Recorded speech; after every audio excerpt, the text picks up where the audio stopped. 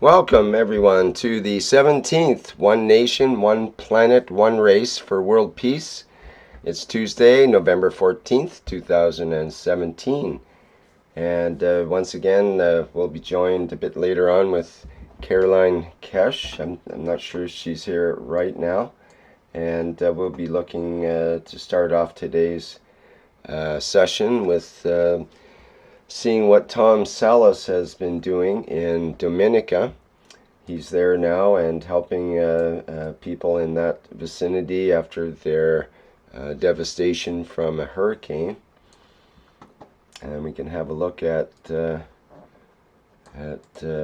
of Tom's pictures and what he's written for us. Let's see, we've got a video here we can show. Let's do that first. Okay.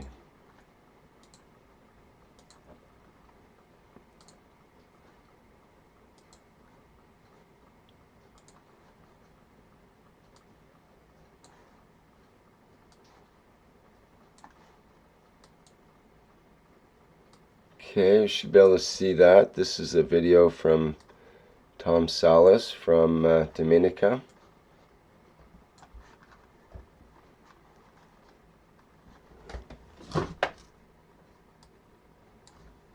Okay, I'll play that.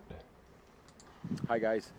Okay, a scenario for you to contemplate. Imagine if you were in a mad hurricane and everything blew away and you were alright, you found yourself, you're living at the end of it and you're wondering what the hell to do next. Okay, so here's what I would do. First, I would go to my little cherry tree if it was still standing, and I would find a cherry and give myself some vitamin C. Next thing I would do is I would walk over to my house that perhaps had blown away, and I would start to salvage what I can to make plasma. So, first thing I'm going to do is find some wood, because I'm going to make a fire. Wood is not a problem, we have plenty of wood. Next thing I'm going to do is have a look what I can find. So, for example, okay, there's a box of old cables from my music stuff, tons of copper inside there. We can get our wire for copper. We're looking for a couple of things: copper, rusted iron, something galvanized, which is zinc, salt if we've got salt. If we haven't, we can go down to the sea. It might be a bit of a walk because we're going to be climbing over trees and debris, but we can get to the sea if we need salt. And a couple of containers. We'll make a fire and we're good to go. We can make our own little survival kit there that we can feed ourselves, take away pain, get the plants growing again, and a bunch of cool stuff, just using elements we've got kicking around after our house has blown down. Alright, so first thing I can see is that fella there. That is a piece of chicken wire and it's gone rusty. That's perfect. That's going to give us a plasma of iron, CH3. If there's a bit that hasn't rusted anywhere, it's going to be galvanized and that's going to have zinc on it. We're going to use that bit for, there we go.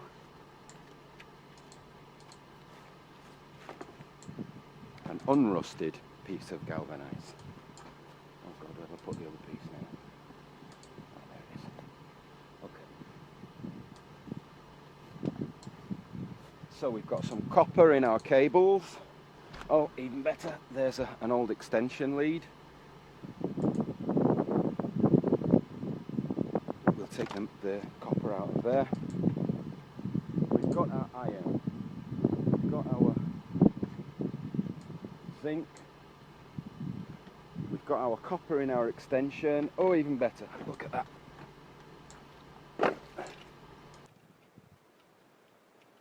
That's copper. Copper's a very easy to bend, soft, bronzy, coppery coloured metal. So I'll clean that up. We're going to clean that up with a bit of lime and salt.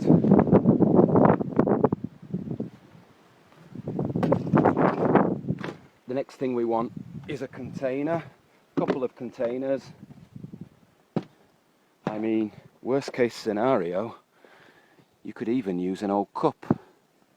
We'll take that anyway and make a cup of tea when we have a fire. So, believe it or not, with that pile of stuff there, we can make what plasma we need to keep ourselves and Mammy and Granny and whoever else alive, fed and in a good state of health through what might be some mad scenario like your house blowing down. Okay, let's see what we can do. Bye.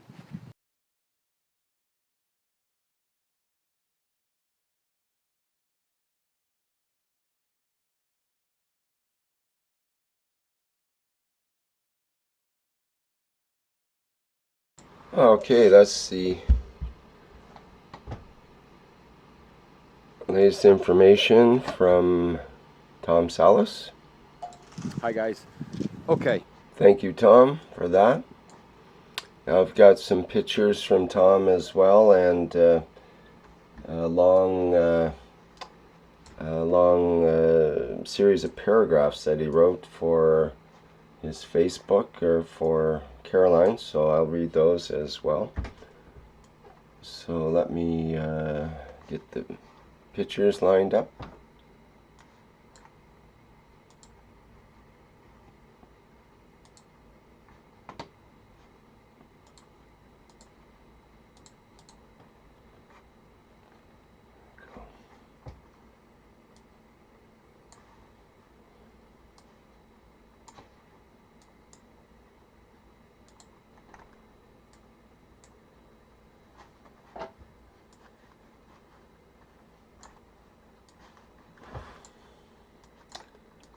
Okay.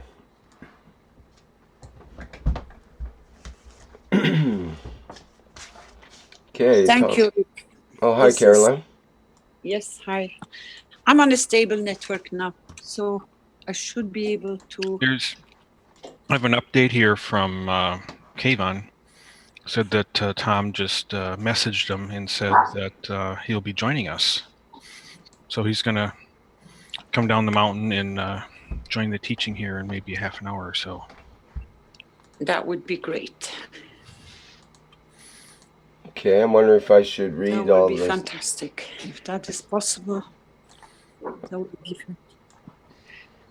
I will wait till Tom comes in and then he can do it live. Okay, that sounds good. He can explain the Keshe Foundation knowledge and the application of all the ganses and the nano coating. It's we walk through the path of what he gathered on knowledge through being a knowledge seeker in the first place, then becoming a student, and then becoming a teacher, and then moving away to teach people individual. And now he's gone back to where he initially created such a beautiful plasma environment. And maybe we can ask him questions, Henrik. What we didn't find out up till now, maybe he can share live with us now, maybe a little bit later. So if you see him popping up, we will be more than welcome to join us. Thank you very much, Rick. All right, great. So we'll hold back on the pictures and the description that he sent then for now. Yes, please. And you want to move on to wishes for now then? Yes. Okay. The councils have composed 4 wishes yesterday. We would like to share them with the public.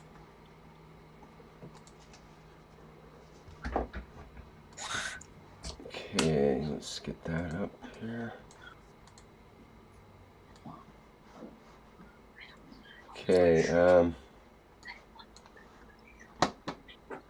where are the wishes? Let me see. We wish you to find the wishes. I know they've been sent to me somewhere. I just have no idea where. I think they've been sent, or is somebody going to prepare them? Is Ursula? Do you have them ready, or who has the wishes?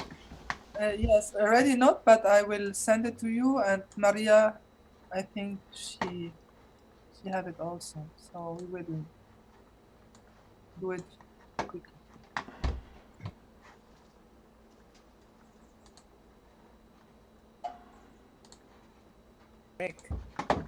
This is Moshfek. You can find them in UC EC Core Zoom chat. I am present in your wish, Flint.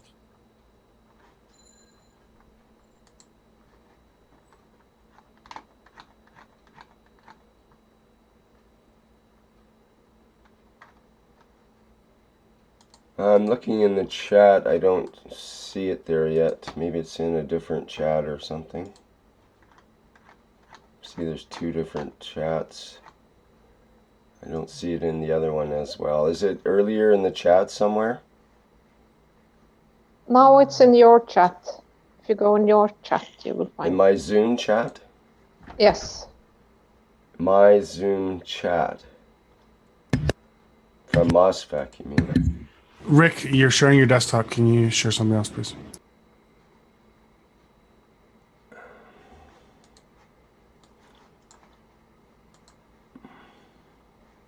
I think Marie sent that one, not me. Marie, you sent it to me in my Zoom? In your Zoom chat just now.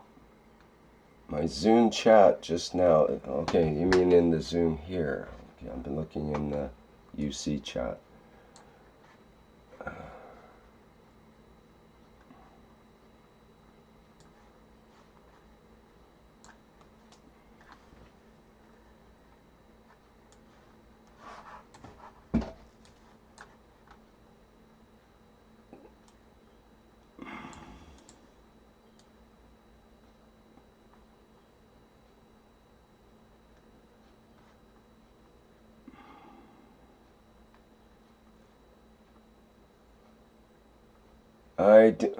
Okay, I'm looking at the Zoom chat. I get things from Caroline Priller. I get two guy. Where is the thing in the Zoom chat? Yes, I've just sent you the wishes, Rick. Where did you send them? To your Zoom chat. My Zoom chat, right here in the Zoom, where it says Yes. chat. Of this meeting, yes. Oh, okay. It's under Caroline Priller. I didn't know that. And I see them there now. Okay. Okay, let me transfer it over.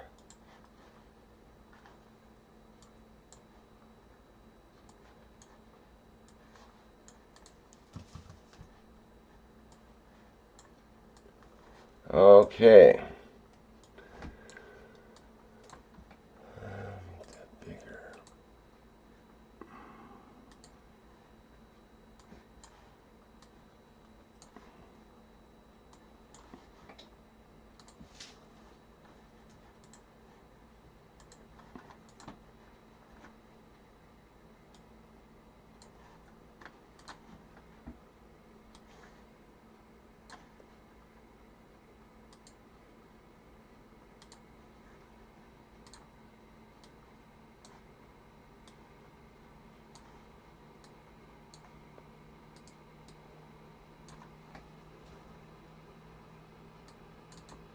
Okay, just about there. Just getting the live stream lined up here.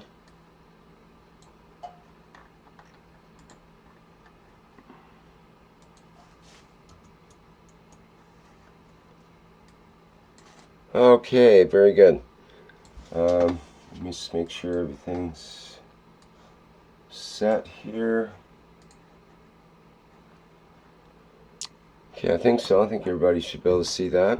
So these are the 4 wishes that were created by the Yesterday. Earth Council? By the Universal Council, the Core Team, and the Earth Council.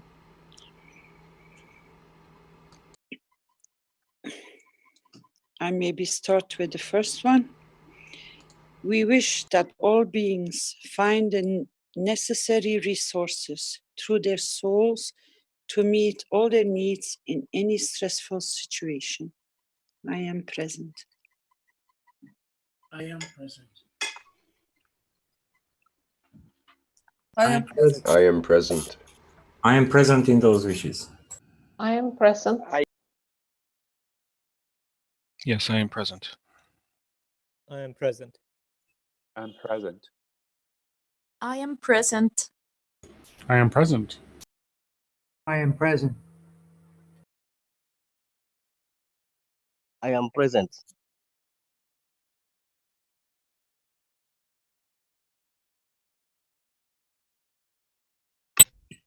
I am present.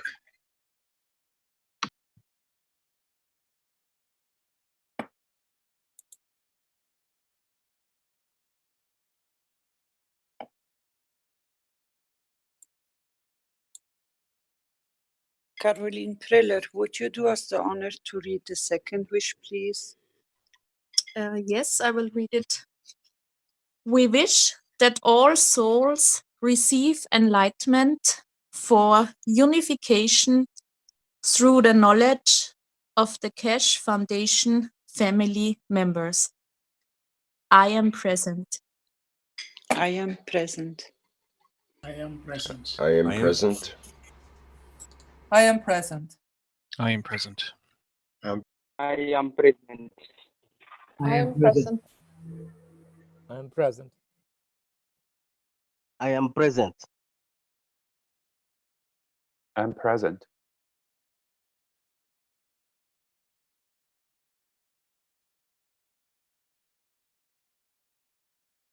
Chao, would you do us the honor to read the third one, please? Thank you. Okay. We wish for everlasting abundance of food, clean water, medical supplies, and open channels of delivery in order to sustain all the needs and the tranquility for all beings around the Red Sea and the Gulf of Aden. I am present. I am present. I am present. I am present. I am present. I am present. I am Present. I am I am I am present. present. I am present. I am present. I am present.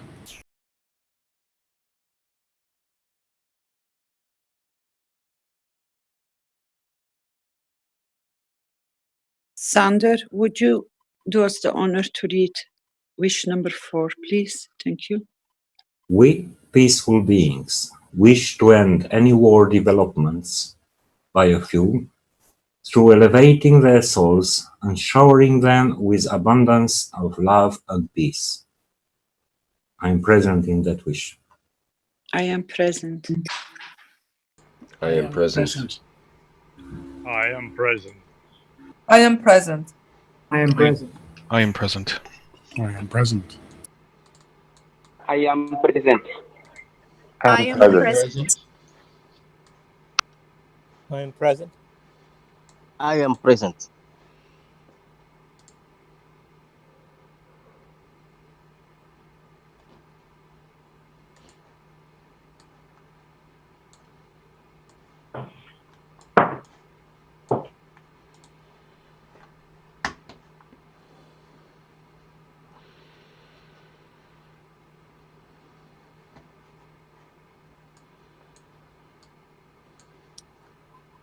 Thank you for your presence. Eric, can you move towards the Constitution, please? Have you received the file? Can I Yep. bring... Hello, can you hear me? Yes. Yes. Can I bring a wish and what we need to understand? In the past 48 hours, we have had a massive earthquake in Iran border. Can we get you to be a bit closer to the microphone, Mr. Kesh? I think it's the responsibility of the Keshe Foundation. Mr. Kesh, can you adjust your mic? I think if the cord is loose. It was on there for a moment, but now we're having a really hard time. You're going to have to repeat again, Mehra. We didn't understand you. No. Not yet, no. You're not coming through, Mehran. No. Just 1 second, Vince. Maybe I can solve the problem. Just 1 moment.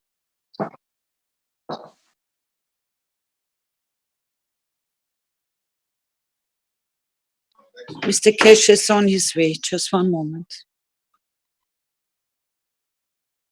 Thank you, Caroline.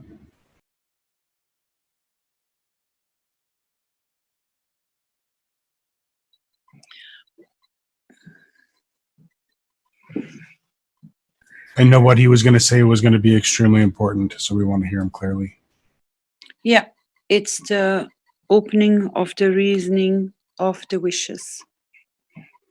I thought maybe this would be coming on the table after the Constitution. Why these wishes were composed yesterday. Just 1 moment, Vince is on his way.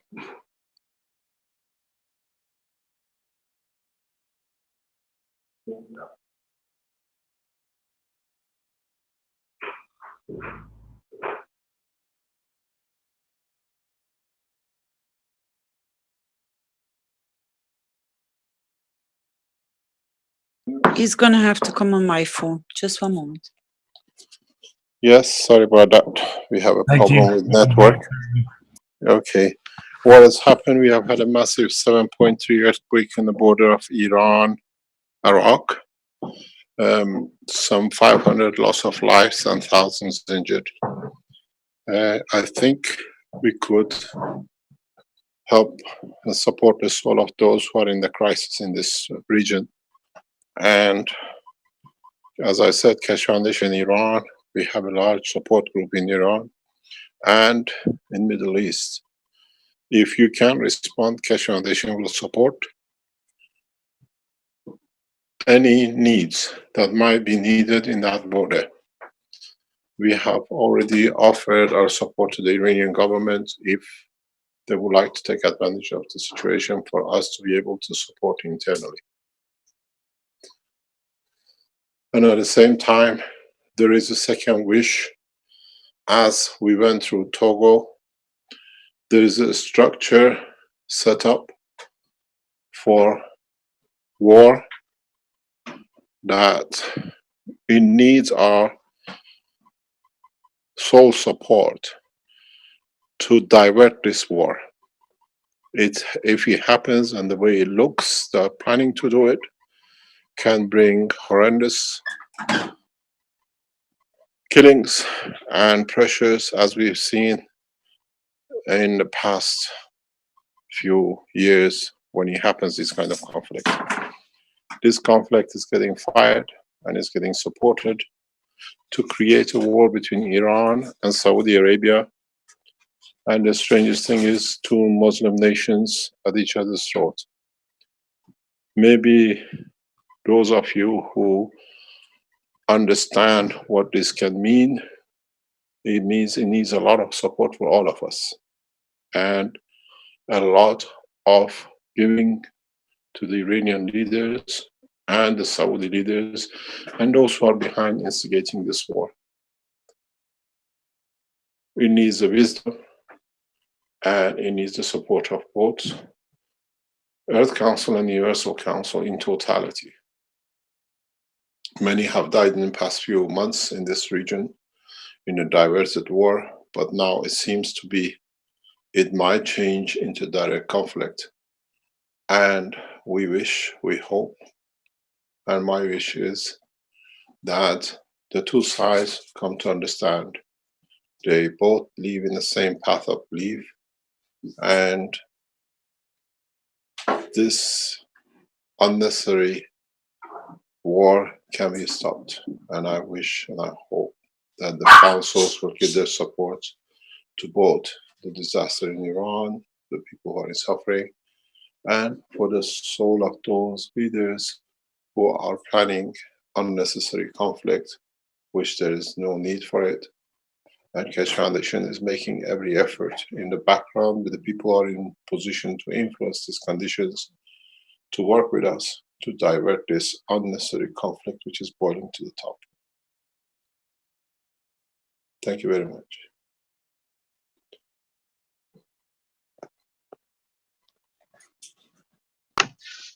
I am present. I am present.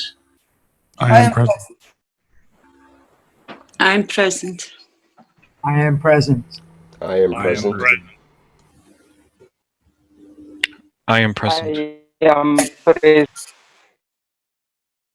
Am present. I am present. I am present.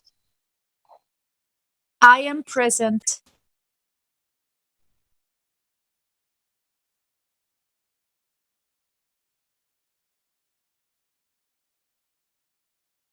I am present.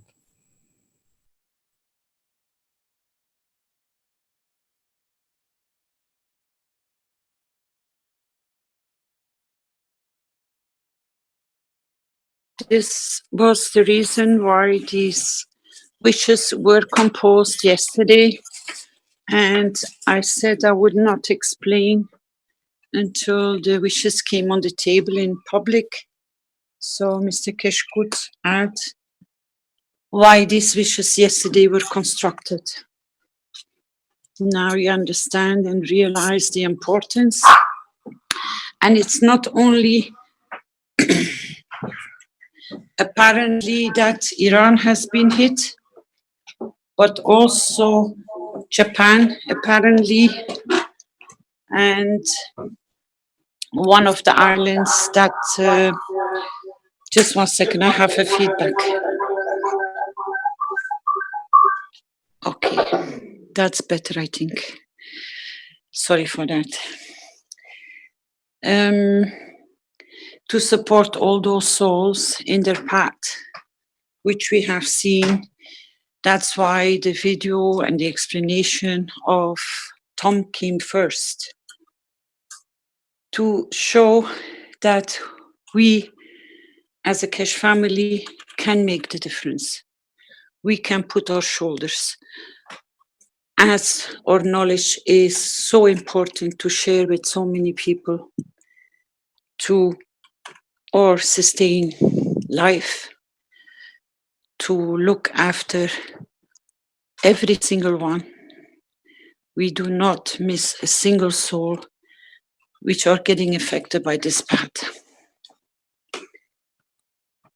Has anyone any questions, please?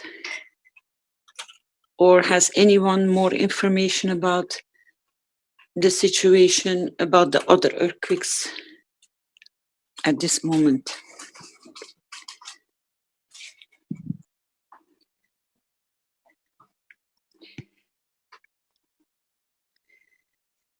Has anyone found more information about the situation maybe in Japan or in the island or from Iran?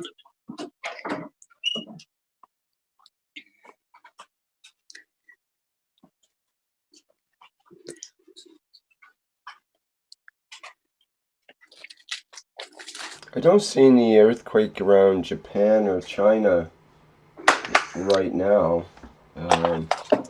Is that apparently Jamal posted it in Facebook that there was earthquake 0.7 in Japan.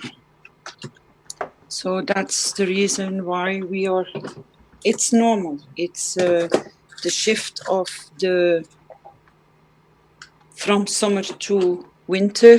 So Earth is doing its natural process. So the earthquakes are going to come up more frequently in different places.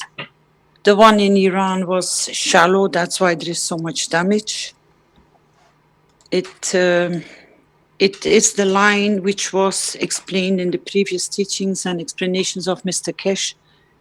So we will see a wave, and I see a 5.8. It happened yesterday in the Japan region there in that trench. Yeah, the information about earthquakes has slowed down a little bit because we went through the summer, so everything went quiet. But now it's all going to kickstart again because of the change of the environment and the change of the fields, which is normal. So we are on our guard, we are alert, and that's why we already created the wishes to support so many before, and the ones which have already been touched by this devastation. And if anyone among you knowledge seekers, as Mr. Kesh requested, have any connections with Iran and the border or the neighboring country, it will be more than welcome to be in touch with us so we can see what we can create as a support.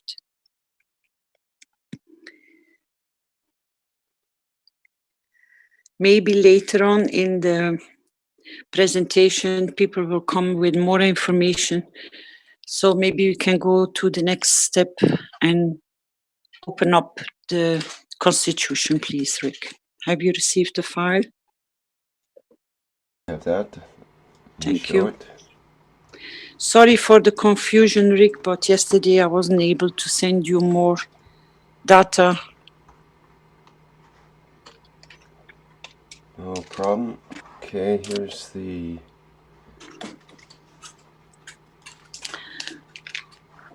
Here we go.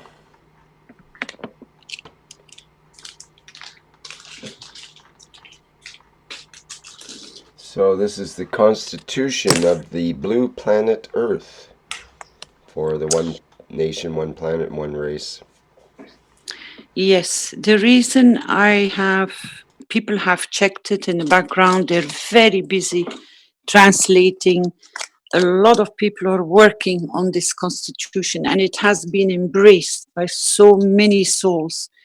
And the reactions are very, very promising and very appreciative.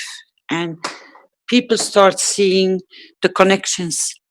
The reason why I brought it forward here pardon, is to open it up paragraph by paragraph so that we can, as knowledge seekers, as we have worked on the blueprint of peace for such a long time, we know and we all have come to understand that if we work by paragraph of understanding and we allow knowledge seekers or public who haven't grasped what the exact meaning is or the interpretation, that we can exchange thoughts and come all to one level of understanding and embed it and create the field strength which is needed for it to manifest.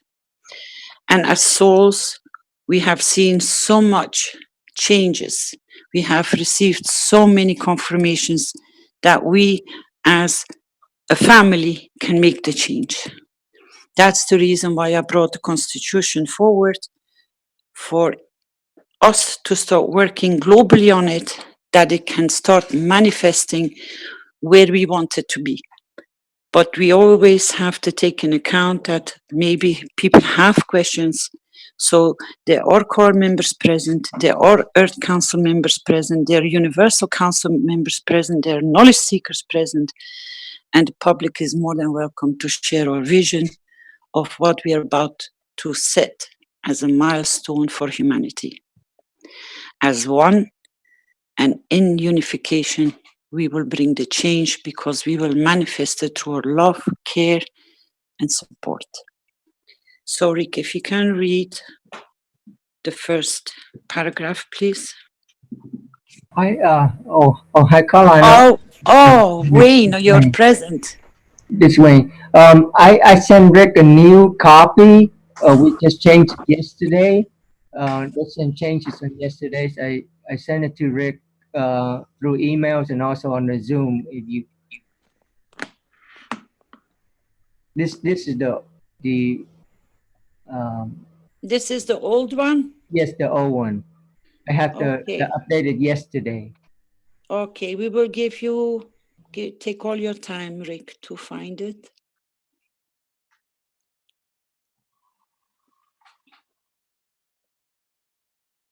believe. Should be it. Thank you. Let me make it bigger.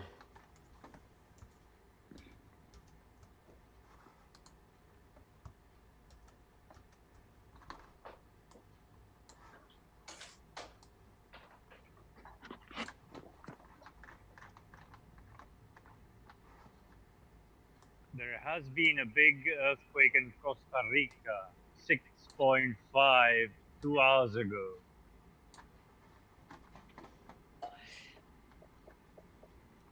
Thank you for sharing.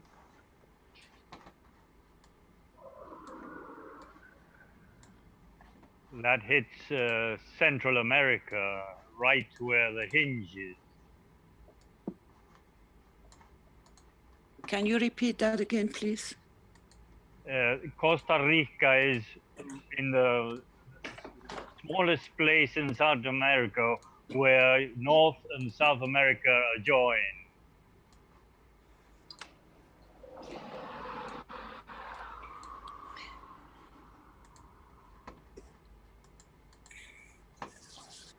This is John here. I don't know if my microphone is playing up.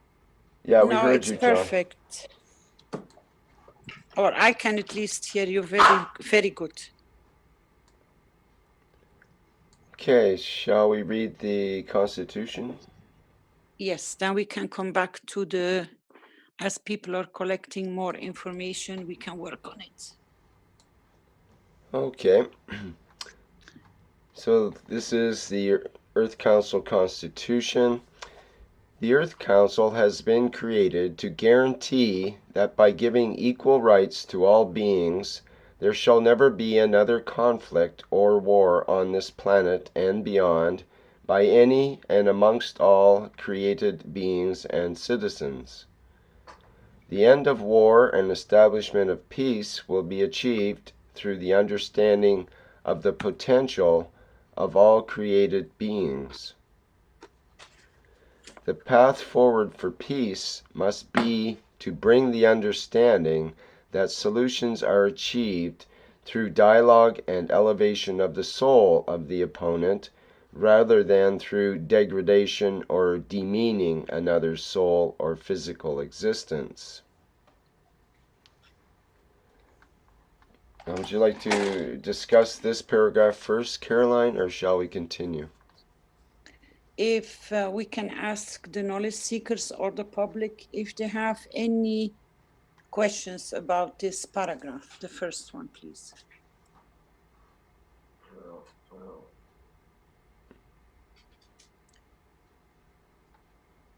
Has this paragraph been fully understood, please? Before Rick goes to the second paragraph. Pete has a question. Is it a single war or wars? The sentence starting the end of war. The end of war and establishment of peace. War, I think it is any war, now or in the past or in the future, as we created it. In our wish, we have covered this part because, as Mr. Kesh has shared, window on this, we have just created the wish and make sure everything went under that umbrella. But it's always open for discussion, and people in the background are taking notice of what can be suggested. That's why we are asking people if they have any questions or Thinking maybe you might want to put in the end of all war or all wars, one or the other. Might take care of that comment.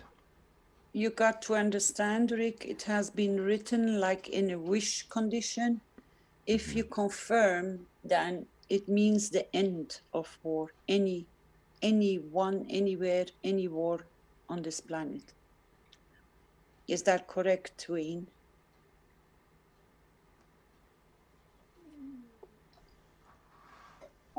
This way, yes, we don't want any conflicts at all. It's just from now on.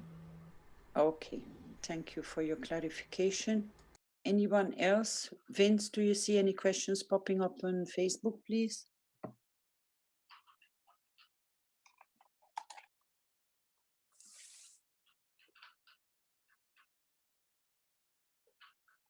Can you hear me, Vince?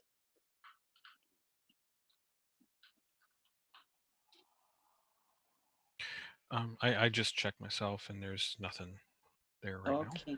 I was So- looking, but it was taking time to load. Okay, thank you very much. You can proceed, Rick, to the second part, please. Okay. Peace has to be the goal of every move of the existence of every being on this planet. The Council will be the flag bearer of this motion to create an environment where peace can be achieved on Earth.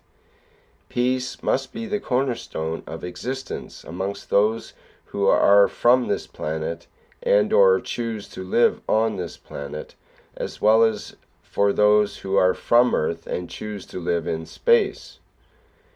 Earth has to become the cradle of peace for the evolution of all races.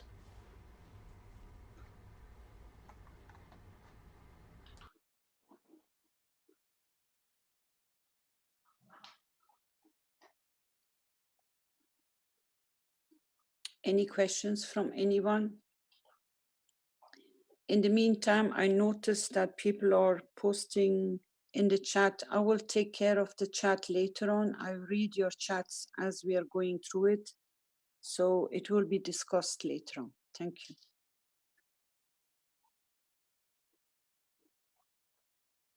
Nobody, any questions? Is it being fully understood?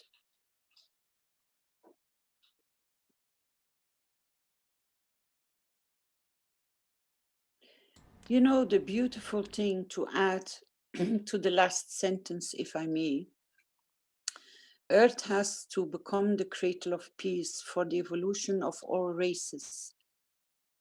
If anyone has understood, there is a say, the hand that rocks the cradle rocks the world. So if we take responsibility to look and to care and to nourish all species for the evolution, then we will have the peace and the calmness because we took responsibility. And if each soul takes that point of responsibility that he will put his hand on the cradle of peace, it will be absolutely beautiful. Thank you. Because this say came from when you have a child is usually sleeping in a cradle. When the hand of the mother or the father or the parents is rocking the cradle to keep the baby comfortable, it means you garden him, you nourish him, you don't put him out of your hands in the care of somebody else. It means you take full responsibility. That's the meaning of the hand on the cradle.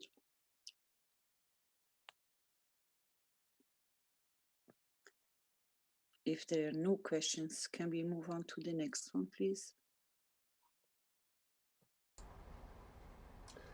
Okay, that sounds good. We, the Earth Council, acknowledge that Earth is a part of the solar system, galaxy, universe, and all the unicos. As such, the planet Earth needs to become a part of the cycle of creation by supporting the planet and all the beings that live on her to elevate themselves past the current cycle of evolution to a more fulfilling and peaceful existence. We acknowledge Mother Earth as itself a living entity that has her own soul.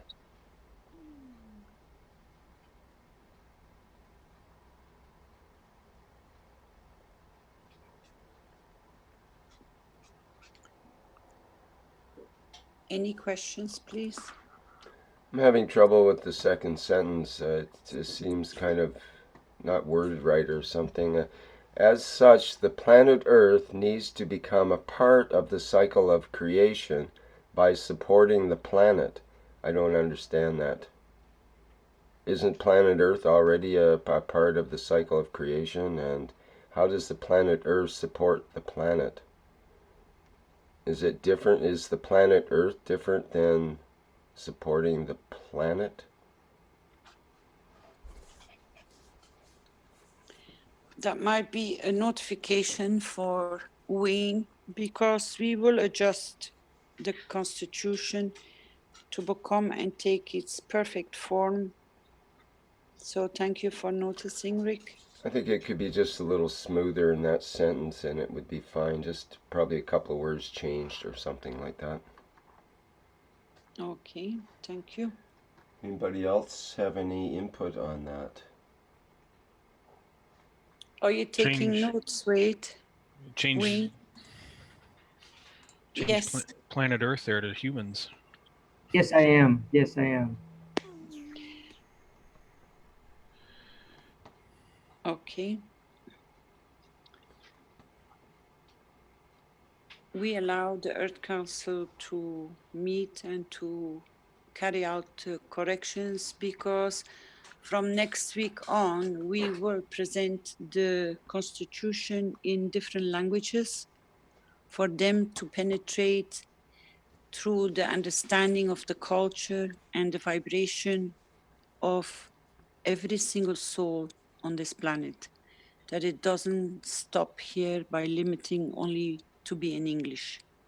So by next week, we still are working on the composition to make it perfectly okay by next week. Then it goes into the different languages as presented. It could be altered like similar to what was already suggested. It could be as such the people of planet Earth need to become part of the cycle of creation, etc.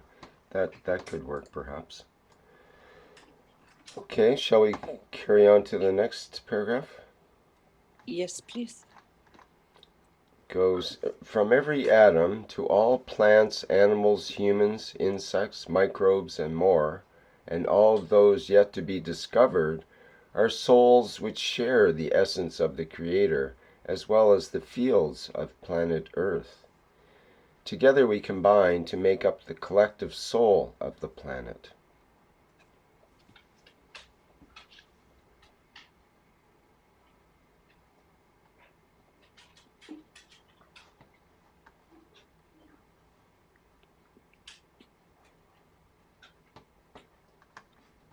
Any input from anyone? Don't see anything special at this end. Okay. Okay, let's carry on. We acknowledge all other beings on this planet need to be supported, nurtured, and allowed to thrive in peace, including animals, plants, ecosystems, and other unseen beings, as well as Mother Earth herself. All will be supported to grow and thrive, as this will, in turn, enhance the lives not only on this planet, but all of the totality, as we acknowledge we are part of the whole.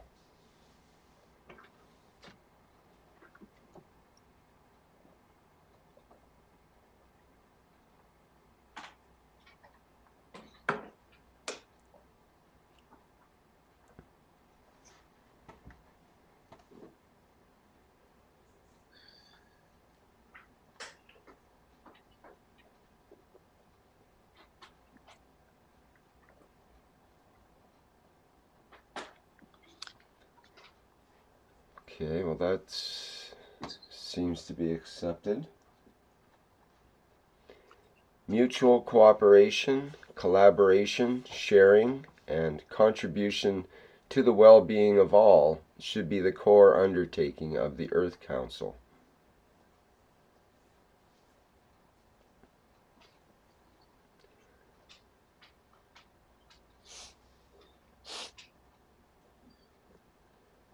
Our our aim is to support the planet as a whole and every being that lives here.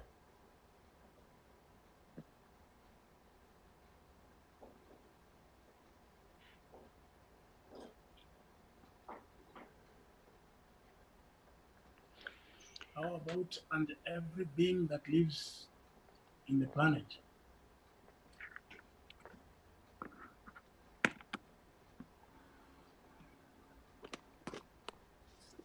Every input is valuable. And Wayne is taking notice, so we can work on it when we go into the meeting.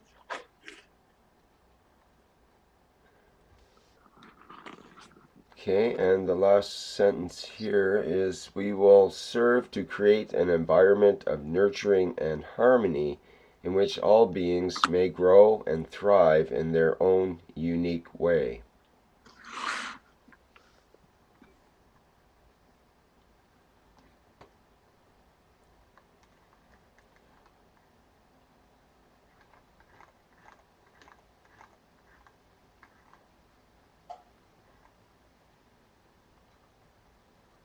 Okay, I'm not sure if this is continuing or do we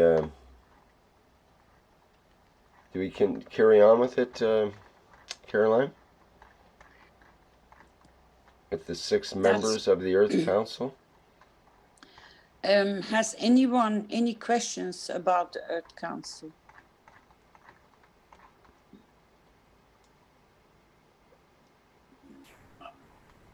I have a comment about that last sentence. That's no problem, Dr. Guata. If you put it in the chat, Wayne will pick it up and then they will be adjusted. Okay, I just wanted to point out we will serve means we are not serving now. So how about we are here to serve? That's taken in notice. That's why we are asking the public and the knowledge seekers the comments if they see where we can make it more perfect and adjusted, that we cover everything. Another way might be, we are serving to create an environment. Makes it more affirmative as well. Or we serve, yes. Yes, or just simply we serve would probably be best. Okay. Any questions in the background, please, about I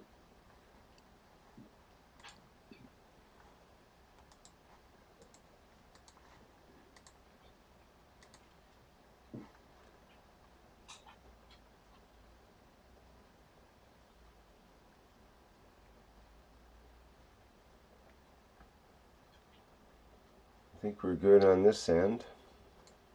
Okay, thank you very much, Rick. Thank you, Earth Council, for your presentation.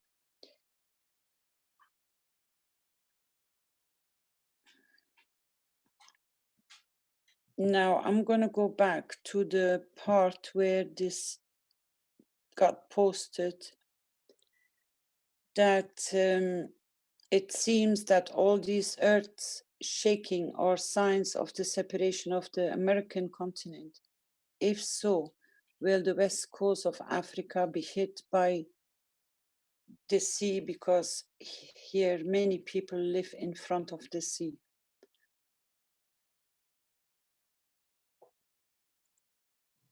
I do not know if you have or how long you are already part of the Keshe Foundation or as a knowledge seeker, but I think our team will be more than happy to bring the links of the presentations where Mr. Keshe has explained in depth how nature is taking its course.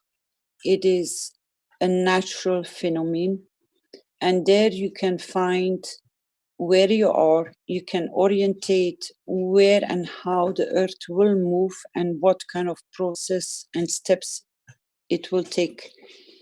We know, we are more than aware of it, I see that Sander has already posted the link, so maybe you can post it also in the Facebook chat if somebody can copy it and make sure that everyone who is taking or who is present in this presentation can copy the link.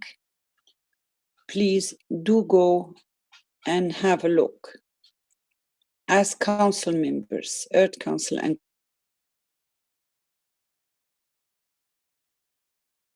we have comprehended fully, and this is why we are working so heavy on soul level to cover the souls, because we can do it.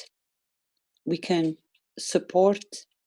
We can't change the path of Mother Nature. We can't change the path of Mother Earth. She's a planet. She is going through changes, which she has done for centuries. It's not something new.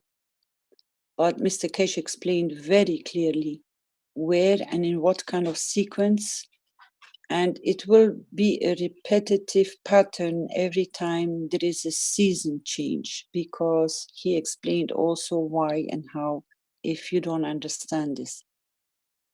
We will see earthquakes coming up again in most probably Italy, and California will also start reacting. And you are indeed right with this kind of question, because it is explained. And it's been explained quite a long time ago. How old is this video, Sander? Do you know when this presentation came out? I don't remember well the date. 2015? Yeah, because the first warnings came out when we were still in Belgium about Japan, Fukushima. We were trying to broadcast as much as we could to inform the public and the people that it is in the path. So this is going to be a repeat, because we're going back into the winter. So if there is any need anywhere, we can be there. If you have understood what Tom presented last week, the difference between the devastation picture and the flowers in the garden around his mother's house, then you know what you can achieve with this knowledge and with your caring and with your intent. Then you bring the souls under your protection and your guide, and you can do it. We can do it. And that's what we're all working to unite, to make sure that we are dispersing sufficient enough unification to have as many souls to work in this kind of direction of the path to support. Anyone has any questions, please? Line. Yes. I would like to add, all the coast of the west coast of South America is all shallow coast, so it'll be in a pretty mess up if South America moves over to Africa, together with Africa. Have you seen this presentation of Mr. Kish, where the map of the earth came really beautiful in display, and that he was drawing on the map of the earth? It was maybe the 77th Knowledge Seekers Workshop of 2015, September 3rd. Yes, I did It was a see this. 5 hours, 22 minutes workshop. And Mr. Kesh started to talk about upcoming earthquakes from the minute 56. There is another one I remember where, do you remember, Vince, where the map? Yeah, it was like June of 2016. That was in February too. It was the 100th Knowledge Seekers Workshop.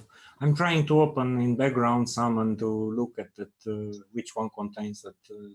Because there people really get a beautiful view of their position and where and what is going to, and it's not gonna, he also explained it's gonna come in stages. It's not that, but the earthquakes will increase in strength.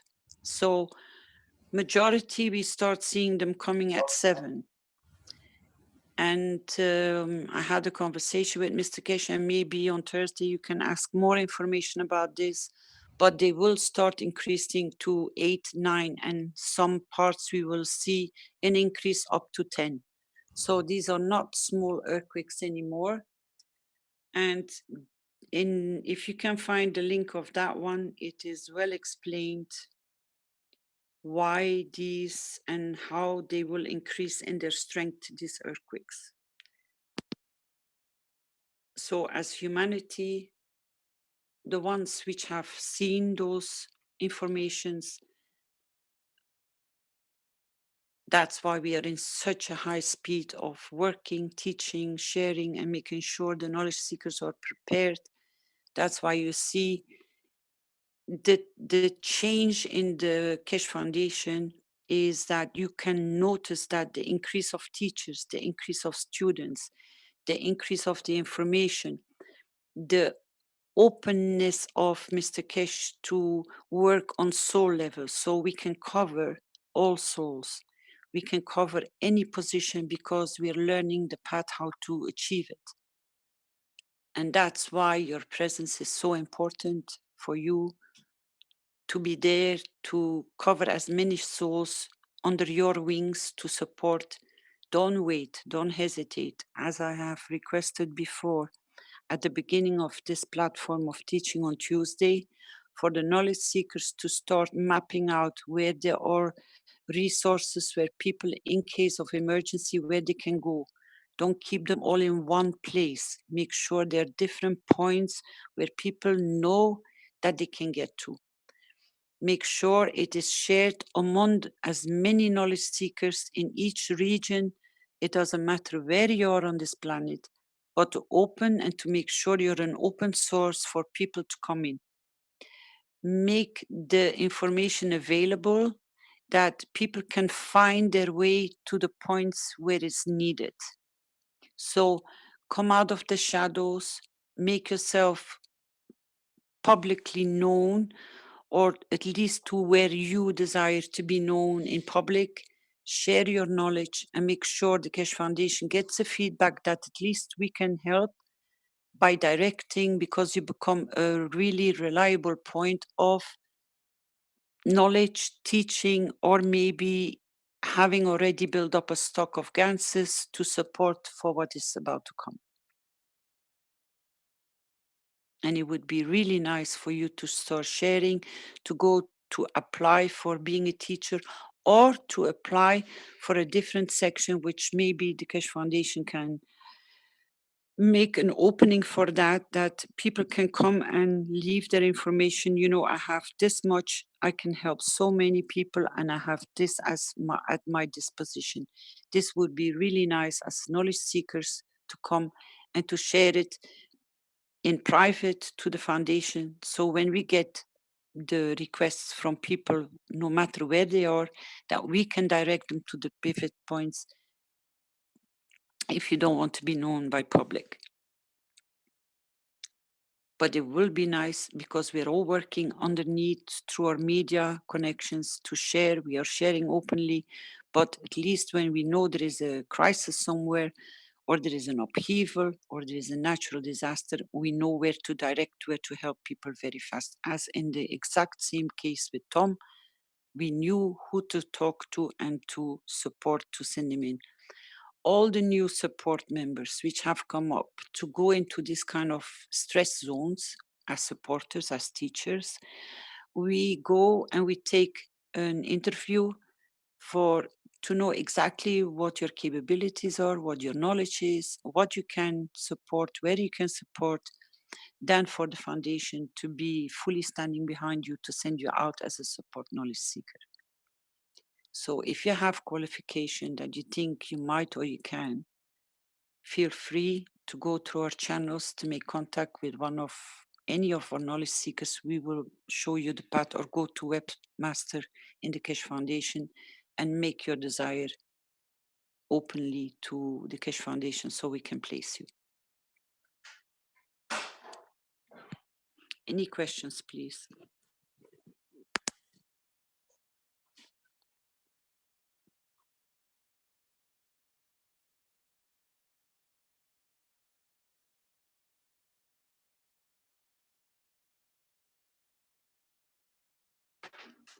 Yes, that map is very beautiful, the way he explained. Was this the link you posted, Sander, or is this a new link? This is another one. There are many. It was also in the 100th Knowledge Seeker Workshop of February 11th, 2016.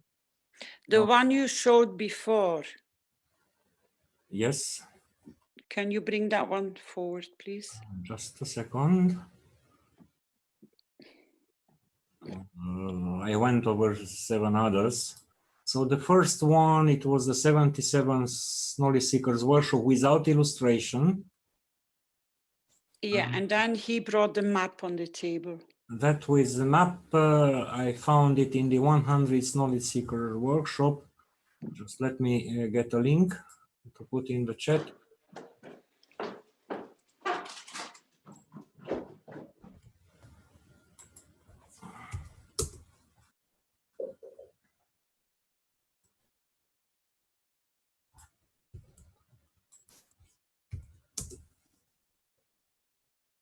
So maybe we can open that and share it. It just appeared in the screen and then it disappeared. That's why I said, that's the one, and then I got this one. But it's the other one I want to see, because that was on his tablet. He was drawing on it. Yes, this one with that picture with all, no. Go down. Yeah, that one where that picture appears.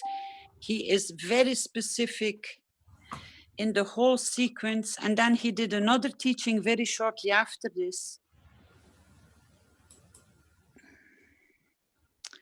And people can find a lot of information. Because at that time, we start urging the knowledge seekers to move if they were able to move away.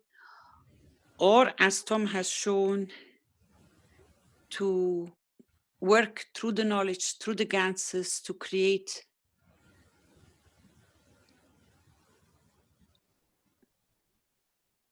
So the next workshop, it was just the following, the 101st Knowledge Seekers Workshop of 2016, February 18th, starting with about 25-26 minutes from the beginning.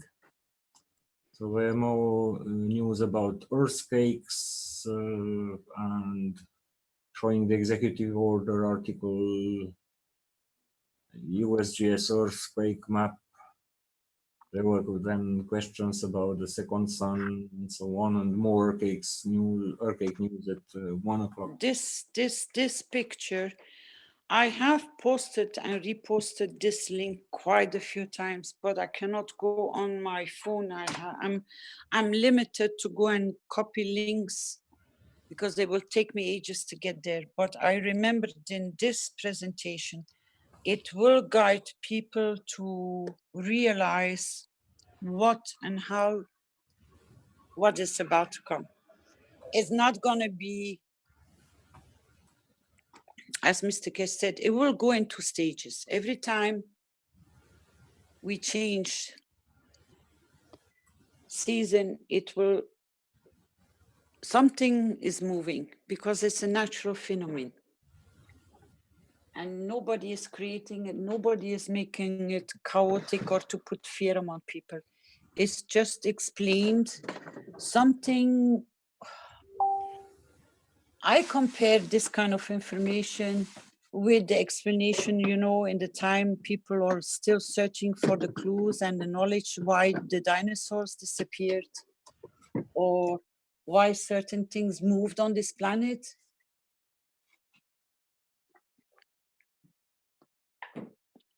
Unfortunately, dinosaurs had no space program.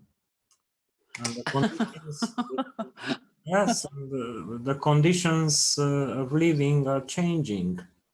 As the sun and the whole solar system has a movement of approaching and departing rhythmically toward or from the central sun of the galaxy, in the same way the strength of the gravitational magnetic strengths are changing. And these periods, these oscillations are natural, just a man's lifetime is too short to observe it, to be obvious.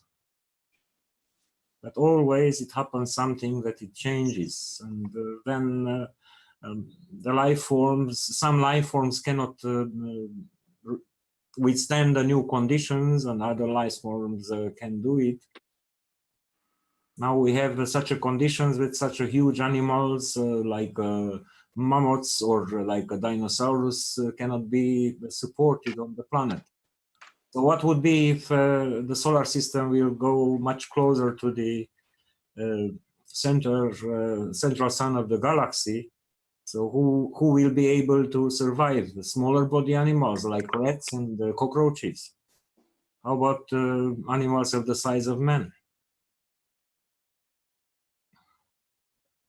So we need, by all means, a space program. So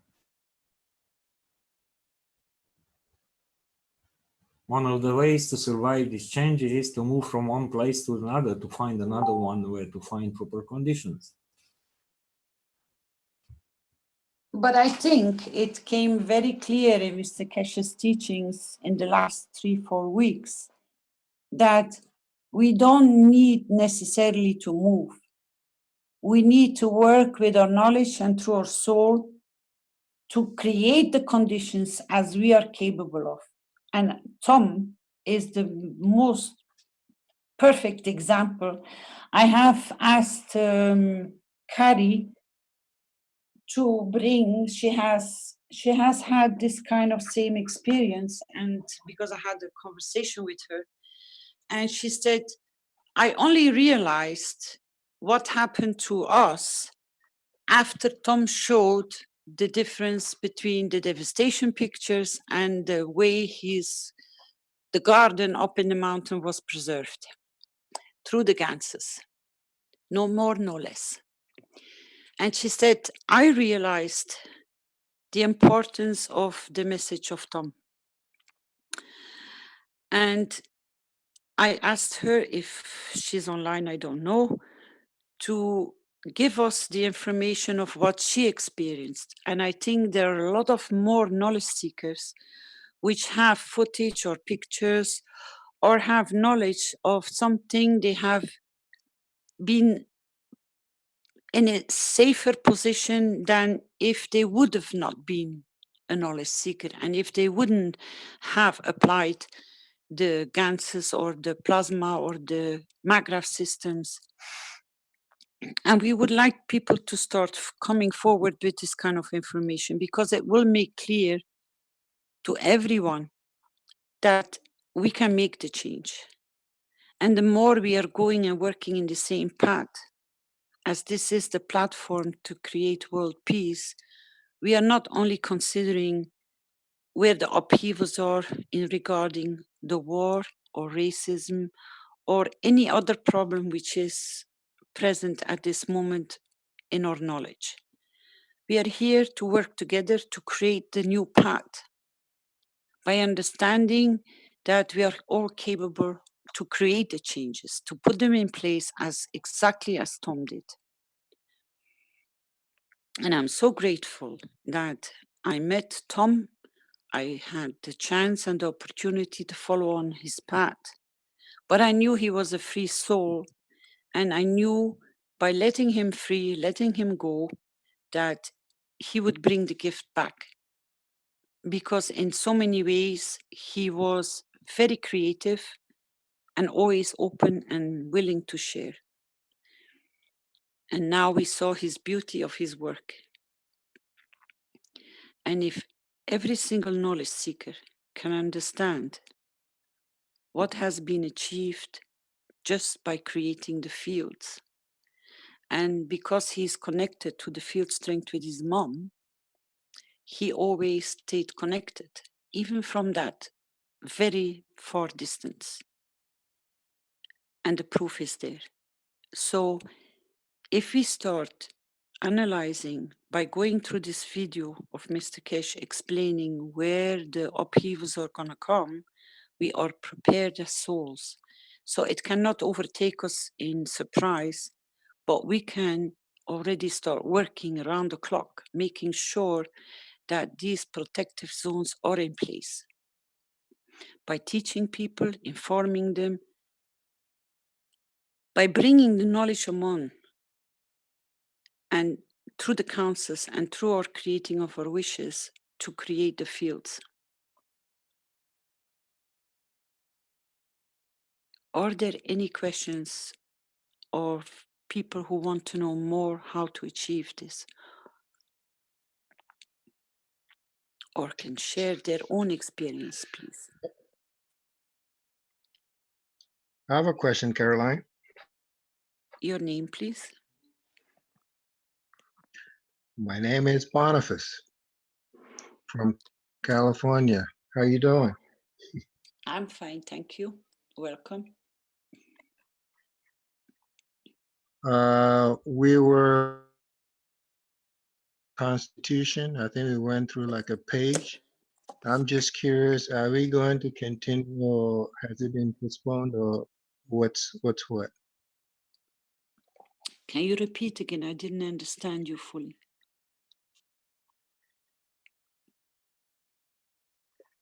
We were just working, Rick was reading through it. Yes. For comments. You want to And go we back have to switched to something else. I thought that's where we were going to. Was that not the plan? No, you can go back to it with pleasure, no problem. Because we asked and we give each one enough time and nobody came forward, so...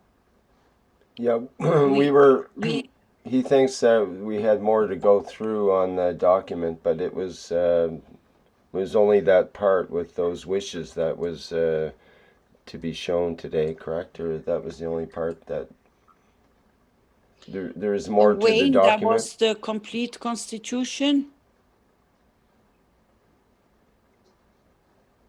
Did we miss anything? Yes, that's the updated from yesterday. So this was the complete version of the constitution, yes? But there's several pages after that, though. Let me go back to it. I'll show you. Wayne, is this for publication or to be shared, or is it just where we stopped that was supposed to be shared? No, if you want to continue, go through it for comments and suggestions, and because it's always fluid. It's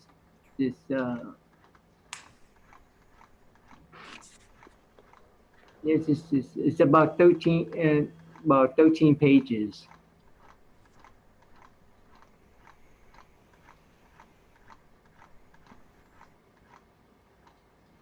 Because we asked the questions, me and Rick, and nobody responded. So that's why we moved to the... Well, there's the thing about it is there's several other sections here. There's the 6 members of the Earth Council. There is the Earth Council mandate. There is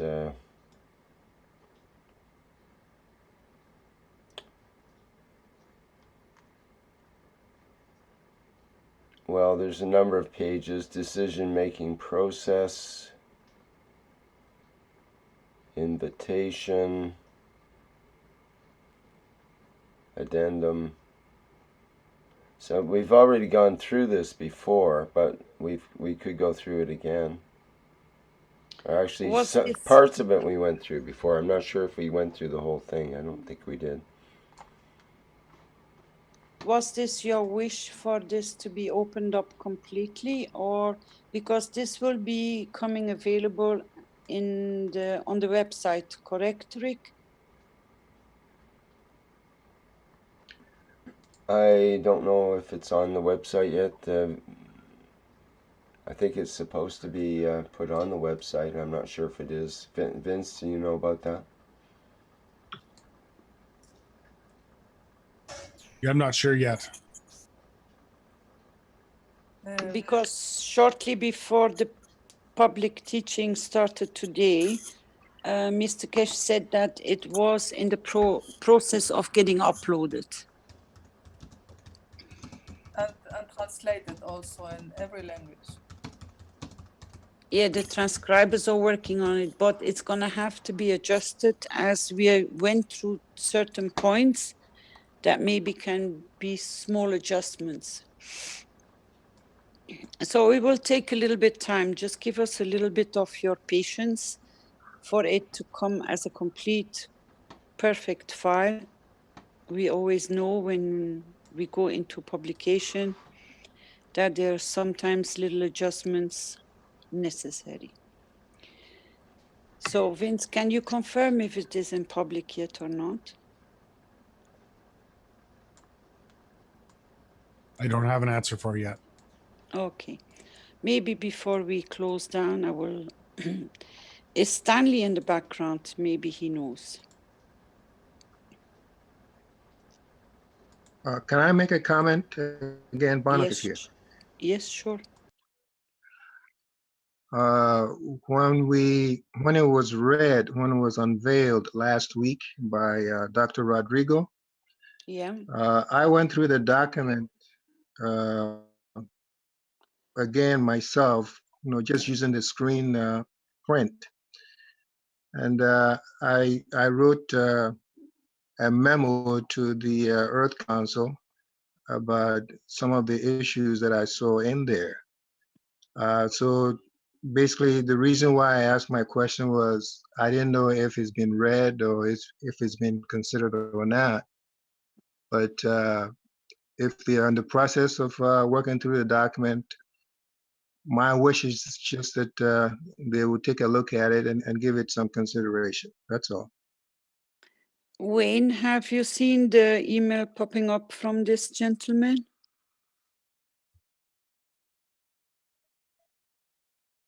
Yes, we will, when we have the meetings, we will share this document with our 6 members, and we can go from there to see what exactly what it is in it.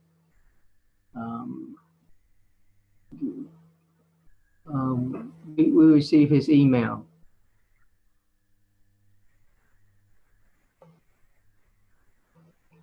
Thank you very much. Okay, so when we are complete, then we will, it will be, when it's finished, it will come into public. If it's not there, it has its reasons that maybe it's not completed yet. So give us a little bit of your patience, because all the teams and the transcribers and the Earth Council are working on it. So give them a little bit more room. It was the first presentation in public, and we wanted to be as perfect as possible. Just give us a little bit more time. Maybe by Thursday, it will appear in its perfect shape and form. And maybe not, maybe we'll still have something to be added or to be considered. So just give us a little bit of your patience. As Wayne has confirmed, they have received your email or from anyone else.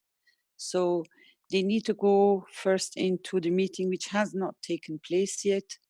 Wayne has already adjusted some of the text configuration, and I'm very thankful. So we could bring it again in public, and it will not disappear anymore until it comes as a established paper on our website.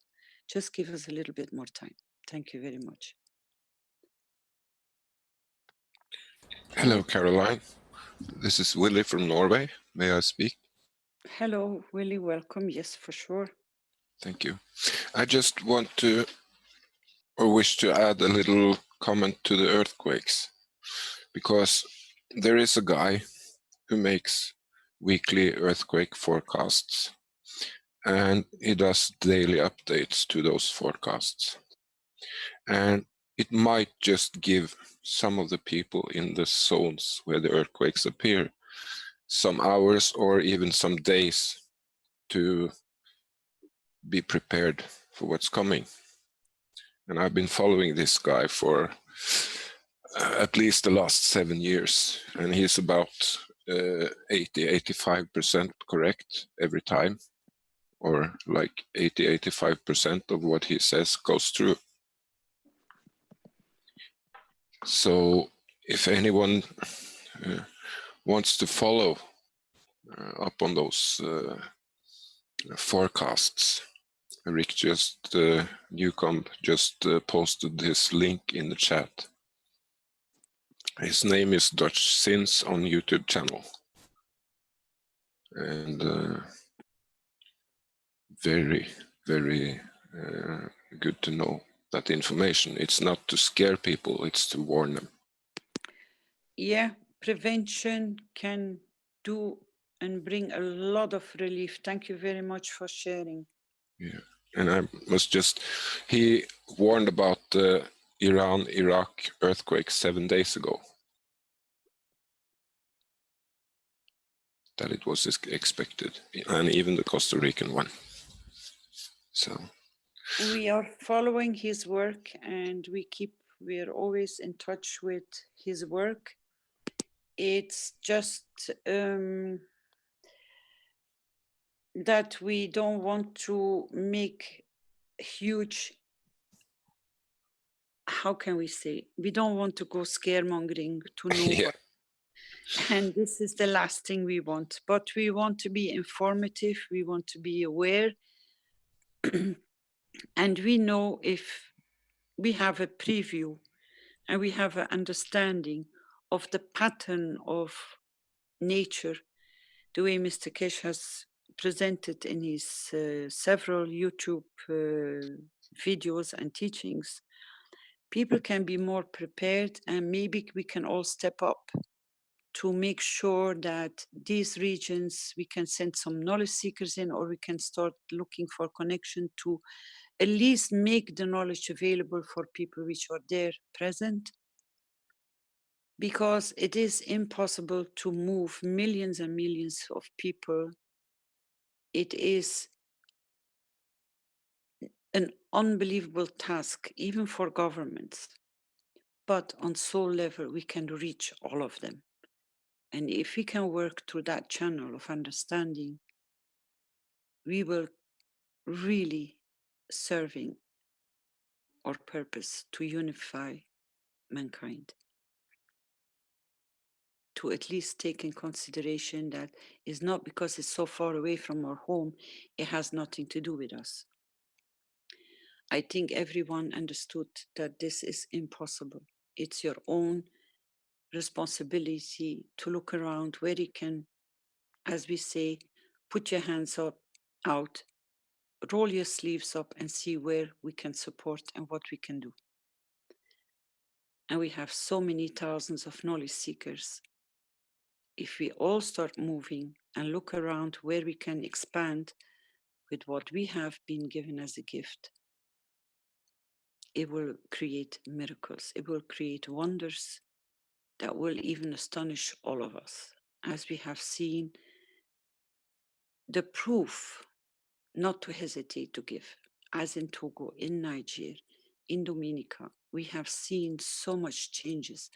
In Australia, we have already start making the waves, so we can at least, by realizing that we are the change, start creating the waves, but with love and peace. And thank you, Willie, for your sharing. It is very valuable because they have nearly a week for people which are following, which are on top of it, which understand what's going on, we can start maneuvering, we can start working and putting our attention through the councils to be more on high alert, to create the dome of peace and the elevation. Because Yes. we can do it. Thank you. And You're welcome. I just saw Justin Smith posted in the chat that Tom's account is opened. So he should be online, I think. Is he here with Jurek, or is he in Flint or Vince's side? I don't know. I just brought him in here. Thank you. Hello, can you hear me? Hi, Tom. Welcome. Saying I'm muted. I don't know if you can hear me. Can you guys hear me? Yes, we can. We already seen your video. We have already enjoyed your video. Beautiful. Thank you. Great. You're very welcome. Wow, that was a challenge getting online. I'm on a relatively new computer, and for the first time ever, I just wasn't able to turn the thing on. For 15 minutes there, I've been struggling with it. So I don't know if that was a collective effort to get me online, but it worked. Thank you. So I'm here. We wished you to be here, so you shouldn't have hesitated. Wonderful. Have you been able to read your message in Messenger, please? I've only just switched up and switched on, so you can let me know right now if you want. Okay. Let me see. What do you have for us to share on knowledge? Well, yeah, I've been here in Dominica now, the little Dominica, not the big one. This is the Commonwealth of Dominica, not the Republic of Dominica. And I hope you can hear me okay. I'm in a hotel. You're perfect. Great. You're perfect. It's the only place I can get on a signal, so I've been wanting to get on earlier than this, but here we go. So yeah, I've been here for a week, and it's pretty amazing to see, really. The place is just devastated, and I arrived at the top of the island, and I came into the airport. Bags all got left in Trinidad or somewhere. I've got them now, thankfully. But we drove down right through the island, and it's an island I know very well because I lived here for 10 or more years. And I couldn't recognize where I was driving through the island. It's just been decimated. It's like it's a pristine rainforest all the way through top to bottom, and every tree had nothing green on it. It was amazing and shocking. Basically, I went through a roller coaster of emotions. You're amazed at first, then sets in shock, then sets in a kind of a helplessness. For me, it was seeing the devastation of the nature. I just felt it's such a rich island, and suddenly it's just gone back to zero. Now you can't even hear a bird sing. There's nothing. There's no wildlife. It's gone. And I can see now there are tiny little signs of life starting to creep into the island, but it was crazy to see, really crazy, and feeling that force of nature and what it can do was just amazing. So after this sort of feeling of helplessness comes the depression. You don't know what to do. You're just sort of walking in circles saying, wow, I don't even know where. As you can see, we're looking at those pictures there. And at first you want to just photograph it and share it with the world. And I've stopped doing it now.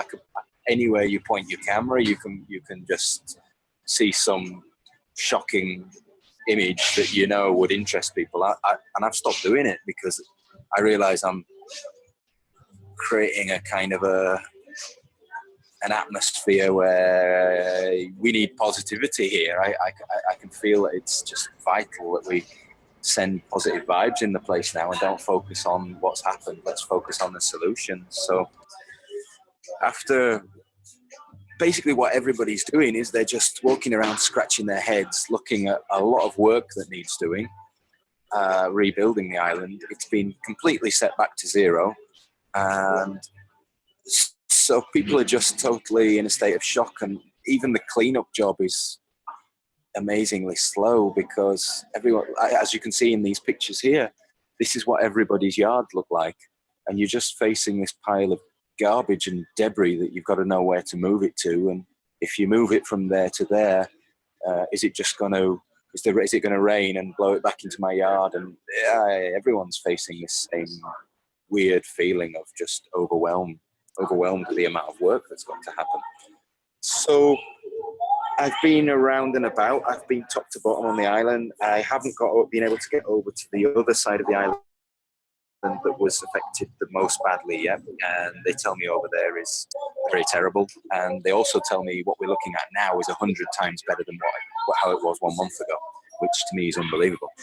But so what I decided to do, I've been scratching my head about the best way to sort of formulate a little plan here. And I think going to the farmers is the most simplest way to access into the people, because it is a place where it's known as the nature island of the Caribbean, and it's agriculture is a big part of its economy along with tourism.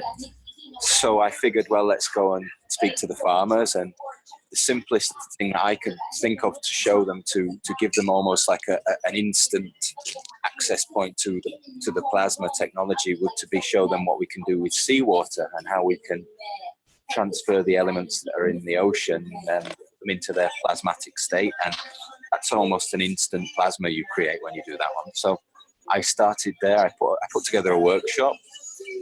That picture there you're looking at right now, that's in these guys' homestead, where it's just 2 shacks that they had to put back up after the hurricane. And there we are making plasma in that environment there.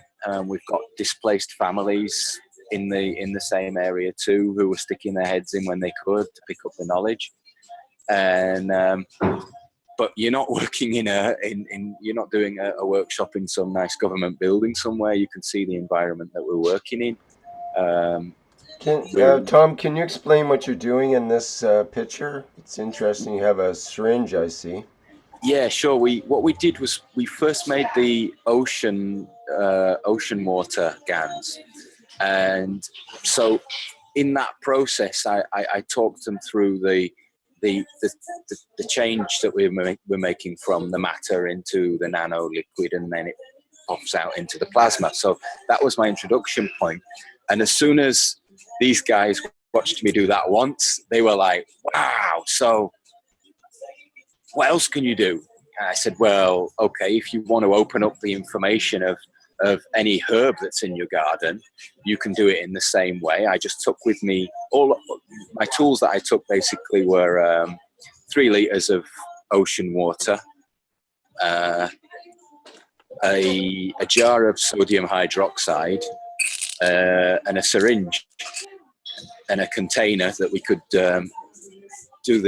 make the plasma in. So once we'd made the seawater plasma, they were like, so you can put a herb in there and that's going to open the information of the herb too. And I said, yeah.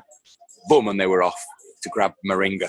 I said, boy, okay, we need moringa in there. So I said, okay, well, go ahead and let's see, you do it now. So I just put it into their hands. And these guys are not scientists. These are country guys who, you know, then they haven't gone through a bit like me, really. I didn't go through the formal education thing. And in some respects, that's a blessing, because you're not tainted with existing, what should we say, the existing standards that our education gives us. This stuff's not in it. So these guys just ran with the info. As soon as I got the basics across to them. And what was lovely was they saw what I was teaching them on a much more profound level than a lot of people who I've taught to. And because they were seeing this as you can see, these guys are Rastafarians, most of them, and they live very natural lives. They you know, they already don't bother with pharmaceuticals. They already know how to rich up their earth and using their manures and their composts. They know all this stuff already. So as I started explaining that they're already working with plasma and nanotech when they're working with their ashes and all that, and it just made perfect sense to them.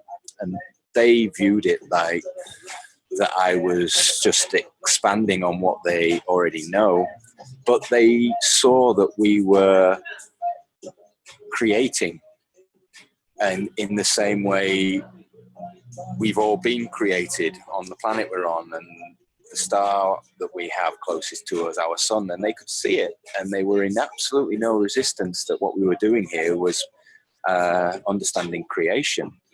And they saw that on a very mystic level, and it really wasn't like a science lesson. It was like much deeper. For example, looking at this, you're still hearing me, right? I'm still online. Okay, great. Just want to check. So you see this guy in the white shirt there, in the white vest, sitting on the side. What these guys there are doing is they're syringing off the caustic water and putting it into that container there, and instantly they're realizing that in there is some sort of now cleaning fluid, or it can be made into a soap, and you know, I was letting them know that this is caustic and stuff, and we need to be careful and maybe not handle it. The guy in the white vest there, boom, his hand went straight in it. He's like, I know what's happening here. His hand went in it, and he was instantly playing with the soapiness of it and smelt it, and his face just lit up. And he said, you know what that smells like? He said, and I'm sorry if this is, no, I can talk about this stuff. You're all grown-ups. He said, this just smells like sperm. And there was a light bulb went on at that moment in time. We all giggled, but you know, they started realizing that, wow, we're dealing with the elements, we're dealing with creation, we're dealing with the same substances that we're made of, that we come from, you know, and they clicked on a deep level as to what we were doing. And it was beautiful. It was like, you know, it really transcended a little science lesson, and they just started connecting the dots between what they know already and what I was teaching them there. And you could just see it was a light bulb moment for everyone that was there, and they just couldn't wait to run with it. And I couldn't teach them fast enough then, you know. It was like they were just hungry for the information. And so now you've got a bunch of guys who've got the basics under their belt. I mean, we worked through that instant way of making plasma. I guess, I don't know what the video you just showed is, but it might be the one where I essentially just tossed some copper into a fire and then connected it up to whatever trash I could find.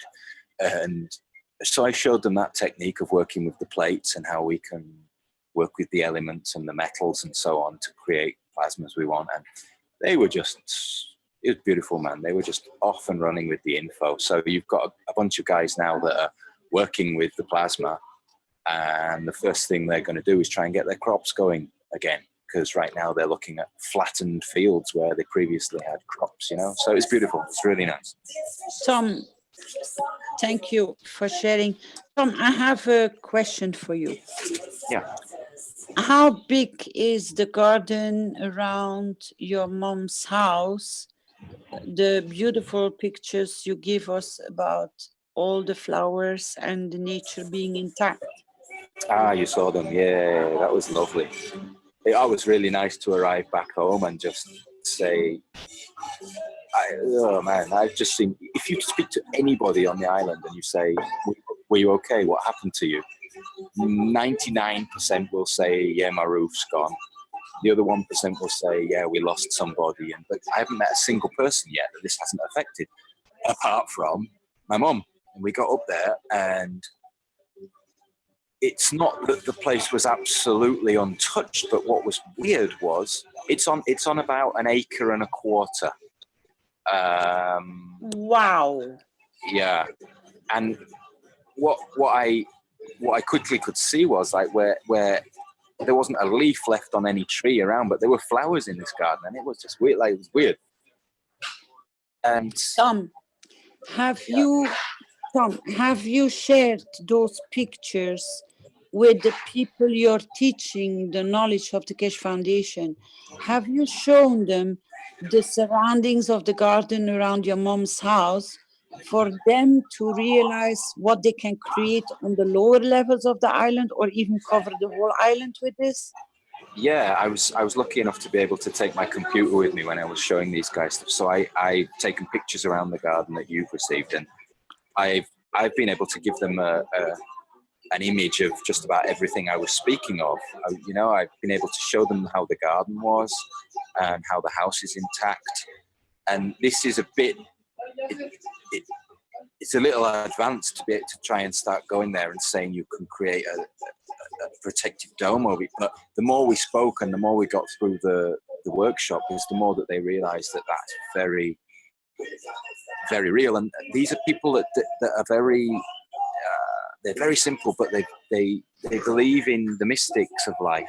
So it's not a problem for them to know that that is a possibility, you know? And so, yeah, I was able to show them the images of the garden and the house. I've been able to show them the images of all the work I've been doing with capturing the plasma fields on the ice. I was able to show them the images of my animals that we've treated just with plasma. I guess maybe some of you have seen those images.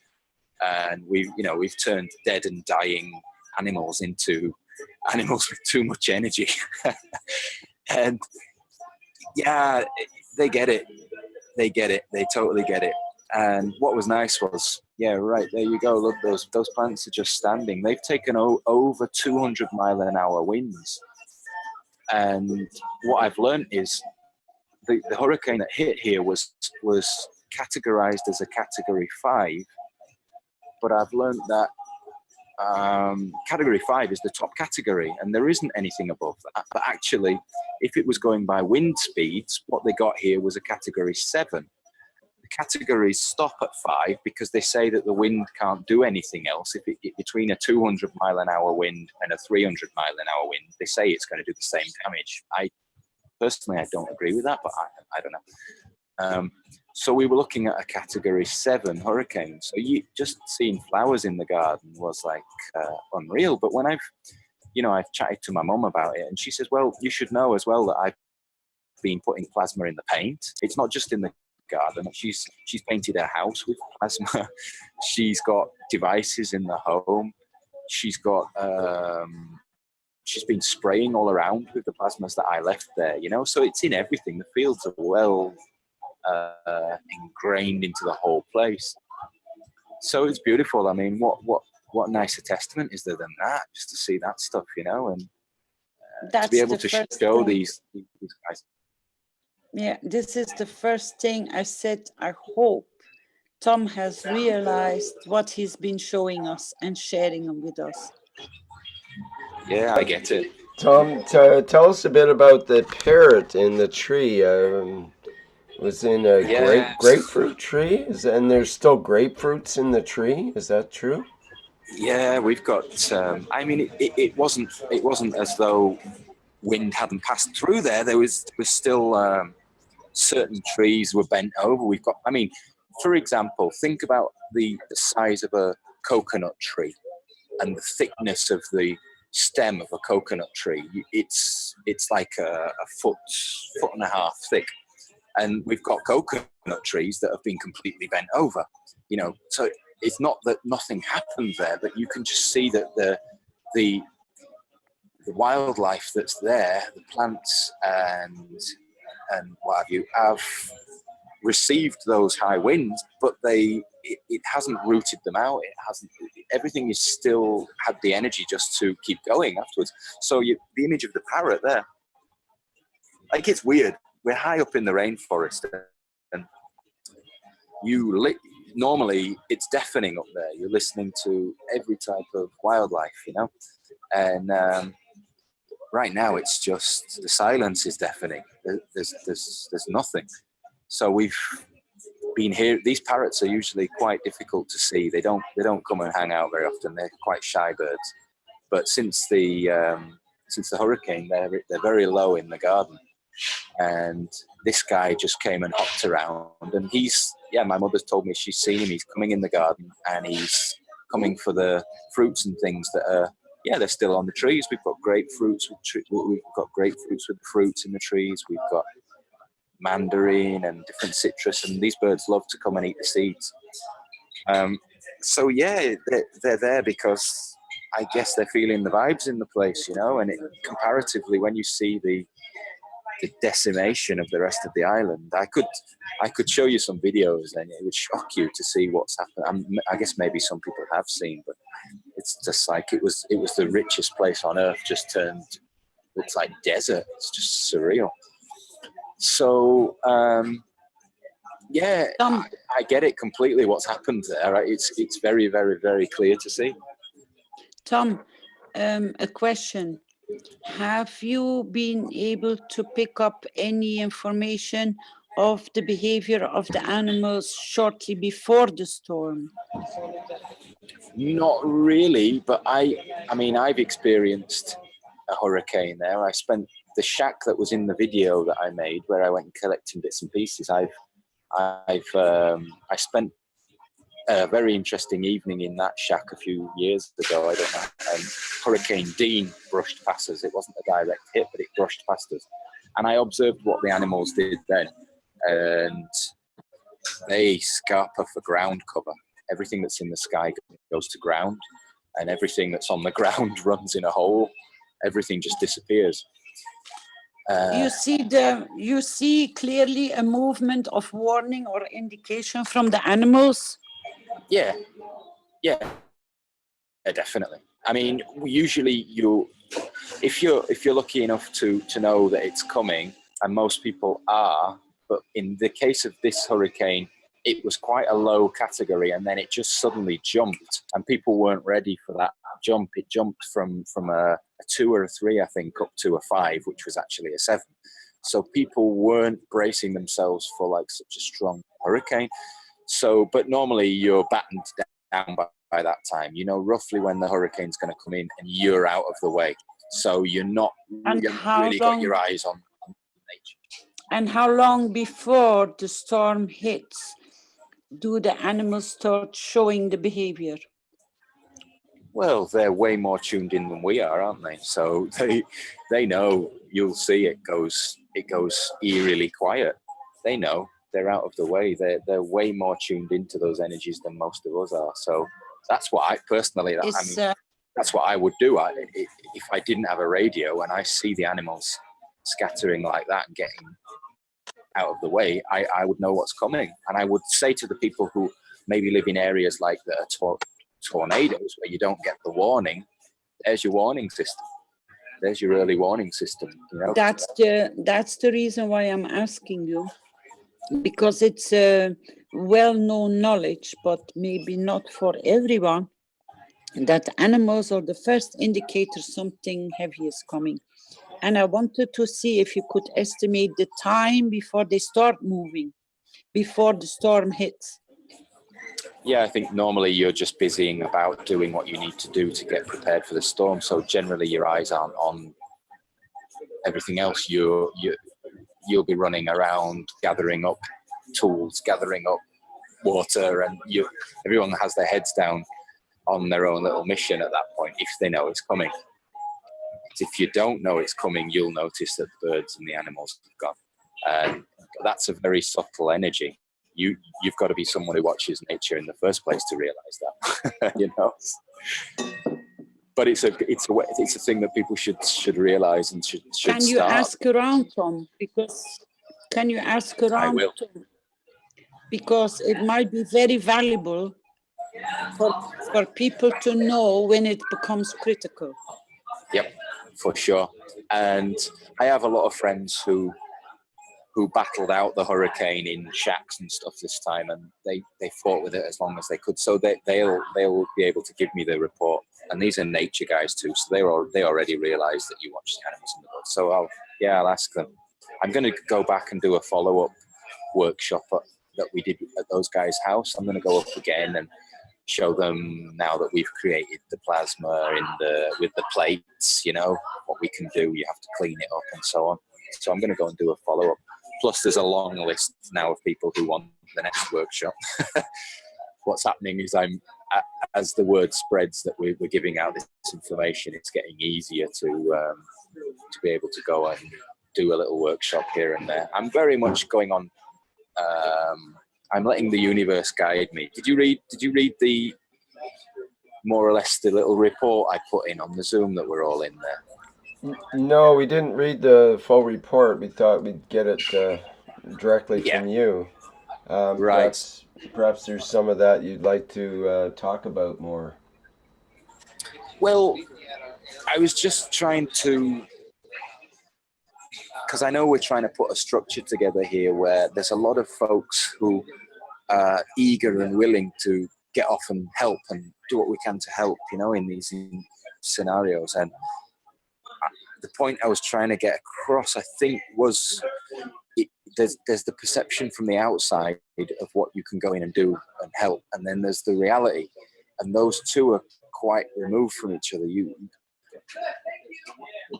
Firstly, you've got to be in the country to be able to go in after a disaster and give out pain relief systems and stuff. You've got to be there, and if you're not there, you've missed the boat. I mean, going in with pain relief systems and stuff, it is still relevant now.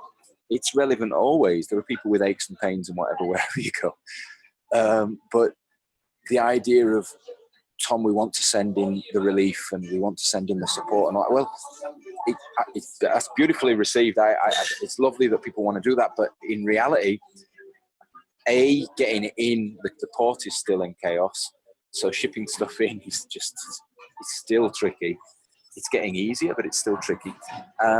So basically, you've got to have folks on the ground in each country. I wasn't able to listen to the start of the teaching today, but that little piece that I read as I came online that you had up there looked like that's sort of what you're saying is we've got people in every country now, more or less, who can activate if something happens. Someone told me there was an earthquake in Iran yesterday or today. You know, have we got knowledge seekers in Iran that are in there on the ground now doing it? Because that's the point where you need to go in if you want to give instant relief. But there is a long term and there's a short term. You know, that short term is if you're there when it happens, go and do what you know how to do. But if you go in after the event, you've got a different job on your hands. You've got to go in and firstly, you can't just wander in and start arranging meetings. You can't go to government and start saying, I'm here and we're doing this, this, and this. I've tried. I did it when I arrived. I had a great connection with the British consul, who's somebody I know already. And they said, great, let's get you lined up with the farmers. And I've been trying for a week now to get a workshop lined up with those guys. And communication systems are still down and phones aren't working and messages are not getting where they're supposed to be. And I'm still sitting there waiting and I'm getting frustrated because I'm feeling like I'm wasting time. I mean, I'm not. I'm doing stuff while I'm here. But so that's why I just stood up and said, you know, I'm going to go just walk down to the village and see who's there and let's get a workshop going. And so I've been kind of guided by my own intuition rather than any protocol I think I should be following. And I think that's kind of the message I'm trying to say is if people want to go in and help out, you've got to go in and first you need to insert yourself into the community so that they know you're all right. I'm lucky here because these guys know me. They know me from the works I was doing there before. I haven't got any... I haven't got to make that soul connection with these people like someone else might as a foreigner because I'm already connected to them. But people should understand that, you know, if you're going to go into these scenarios, it's chaos. It's total chaos and everyone's got what they're doing and they've got their own agenda and trying to organize anything and trying to make things have any kind of structure is next to impossible. So you will end up just bumping into someone in the street who's receptive to you. And you'll end up going and saying, all right, I'll show you what I know. And you've got, as I said in that letter, I think as I have observed things from this side, I see it's better to go and scatter a few seeds in the right places than randomly go around scattering your seeds everywhere and hoping they're going to grow. It makes sense to go into those communities and make friends, let those people see you're a good person, and then conversation will open and you'll end up getting invited in to come and chat, share what you know and do a workshop. And I can see now that every day I'm getting, sorry if people are getting in touch with me in Facebook, but it's like it's nuts. Every time I open it, I've just got hundreds of messages and people wanting to meet up. And, as you know, I'm also sort of touching on the Super Adobe building while I'm here too, and there's people, it's just a fertile ground right here right now for all that kind of stuff, plasma tech, for the different ways of building that are sustainable. So I think my message generally was, you've got to go in and be guided accordingly, let the universe guide you and you'll make your connections. But if you go in and try and force it, you might find you're just up against a brick wall. So there are levels to bringing in plasma relief. You know, you need to do it smart. You need to, and this place is very rough at the moment. It's not a place you can't walk around at night because you get arrested, but it's tense, man. I'm up there in these guys' yard, and if a car stops, they're like gophers. They just jump up and they're on red alert. Who is this? What do they want? Everyone's on high alert because people are looting. People are getting. It was chaos for a week here. It was just absolute chaos. People were looting everything, from the brewery to the hospital to everything got looted, and you literally had to stay in your home and guard it, because if you went out, you would come back and find everything was gone. And these are not nice. I'm all right here because I'm at home here, but it's very third world vibes, and if you're not switched on, you can be a target. I mean, we spoke about this before a little bit, but so you've got to move carefully. But for me, it's just this fascinating scenario to be in and to try and keep your spirits up.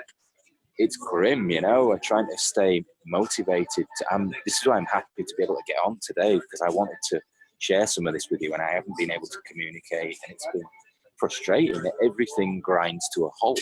Everything. Every normality grinds to a halt. So I can only imagine, and I'm in a rootsy country here. People are used to living close to the earth and not in a high-tech environment and what have you. I could only imagine if this happens in a city, the kind of chaos you're going to get if this level of disaster hits any built-up area. Oh my goodness, it would just not be a nice place to be. Things go wild. So yeah, it's interesting, and I'm here trying to help out, and we're inching our way forwards. But like I said, the workshop we did there was just beautiful. It was so well received. It gave me, it energized my batteries. It really brought me back up to speed, you know. So there you go. I don't know if anybody has any questions or anything, but I'm around. I'm online, and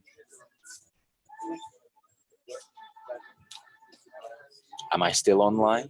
Am I on my own? Yes. Yes. Wonderful. No. You've been all time with us with great pleasure, and we really do appreciate your presence. And if you could take more pictures of the garden to have a really good overview how beautiful that has been preserved. For sure. As I call it, the oasis system. Yeah, I've got where we've planted, where we've made what they call beds, you know, where you're planting your vegetables and so on. My mother said, go and check out that bed up there. One of the beds there has got beautiful, thriving. There are 2 aubergine plants that are flowering and ready to give aubergines. There's a mulberry bush that's fruiting. There are mustard greens. There is basilic. There is a moringa tree, and this bed is just thriving. And I said to my mum, "What's the story?" She said, "Go and look properly, and there's two little pots of gans buried in the earth there." So you can see, you know, it's real. So normally this would not be there if the ganses wouldn't be in place. I very much doubt it. I have looked around trying to make some comparisons, and I can see there are little areas here and there that you can say, well, all right, we went for a drive the other day, and my mum was like, look, they've got flowers. And, you know, there are areas that have been spared. So it's not black and white, but I can say, well, I understand what that can be also. You know, that can be, as Rick said the other week, we're all kilos and kilos of GANs. We're made of the stuff. So someone who's got their vibe right, the same thing can happen. You create your oasis system. You are it. And so I don't want to paint the picture that we were absolutely untouched, because, you know, everything is everything. And yeah, there was there's still things to do here in the garden and whatever, but comparatively, you cannot help if you make the comparison between our place and just down the road. Well, maybe I'll do it. Maybe I'll walk around with the camera and then take you down the road 50 meters and walk around with my camera, and you'll see the differences. That would be very nice, Tom, because, you know, I explained, or I added some information to the visual aspect of what you see and what you have found, is that because of what you created and with your understanding as a knowledge seeker through your being the period you've been a student and a teacher and a knowledge seeker, that is that you have stayed in the connection with your mom, and your mom has stayed in connection through her field strength with you on the other side of the world, more or less. Yeah. That this has created an extra shielding effect, that you know what was there, and she has really used whatever you passed on to her, and she has embedded it in her environment, which now we see the fruits of it. Yeah, absolutely. And that's my reason why I'm asking you to see the borderlines of the property and how far she has created the dome of protection. Yeah. Yeah, she's very conscious of it, and she's got a nice, very basic understanding of the plasma, but she's got a very good understanding. More on the less technical aspect of it all, but much more, you know, people who it's like what I was saying with these guys that I just done the workshop with. These are guys who live very close to the earth, and they're already doing it, you know, they're already very much working with the plasma, and they just haven't had it put in the same word packages as the rest of us here, you know, but they're doing it already. That's why you have made the connection for them to come to the full, complete understanding of it. Yeah, there's like it's like having missing pieces of the puzzle, and that's, you know, we were laughing about it, saying that they were saying, boy, we don't get taught this in school, what's going on? And because when you do, you get the full picture, you get little half truths and grains of truth here and there, but you don't, there's a bunch of it that's missing, you know. And these guys just really enjoyed me filling in some of the blanks for them, and it all lined up with what they know through their teachings that they've gathered through whatever book, you know, whatever their books that they read. I know Rastafarians read one type, and, you know, they see knowledge as an ancient thing and they understand that it's been suppressed. And it's something I quite fancied having a chat with Mr. Kesh about one day, you know. Let's open that door about, is this knowledge we're looking at now new, or is it ancient? And who's applied it in the past? And people who were in possession of this knowledge in the past, why isn't it with us now? Why is it being suppressed all this time? You know, and it would be a nice chat to have some point in time when it's possible, because a lot of people are wondering about that. I know these guys that I did the workshop with, but that's the question they're left. Like, you know, is this the keys that King Solomon had? Is this the magic? Is this the magic juice that they were drinking in Egypt? And, you know, I can answer you this, because Mr. Kesh brought it in his teaching and his presentation quite a while ago, and he said, it's the third time we are here. Yeah. So the knowledge has been and has been received, but most probably, as he explained, it has been abused. It was only for a few, and it has been kept hidden. This time, it will not happen. It will all be opened up. And as you said, you're bringing the missing links. As for so many knowledge seekers, the missing link now is flowing together, and it makes the totality of understanding. Yeah, exactly. And what I plan to do now with the guys who I have connected with here and very deeply got what we were talking about. Now the next workshop I do, I'm taking them with me, and I'm just going to chop them in, and I'm going to ask them to share what they've understood from what I've taught, and I'm just going to be there to back them up. You know, and they'll be able to transfer that knowledge and that information in their own language, because you know, I've not gone in and done a workshop that will have the same structure as the way that you guys are structuring and certifying teachers and stuff.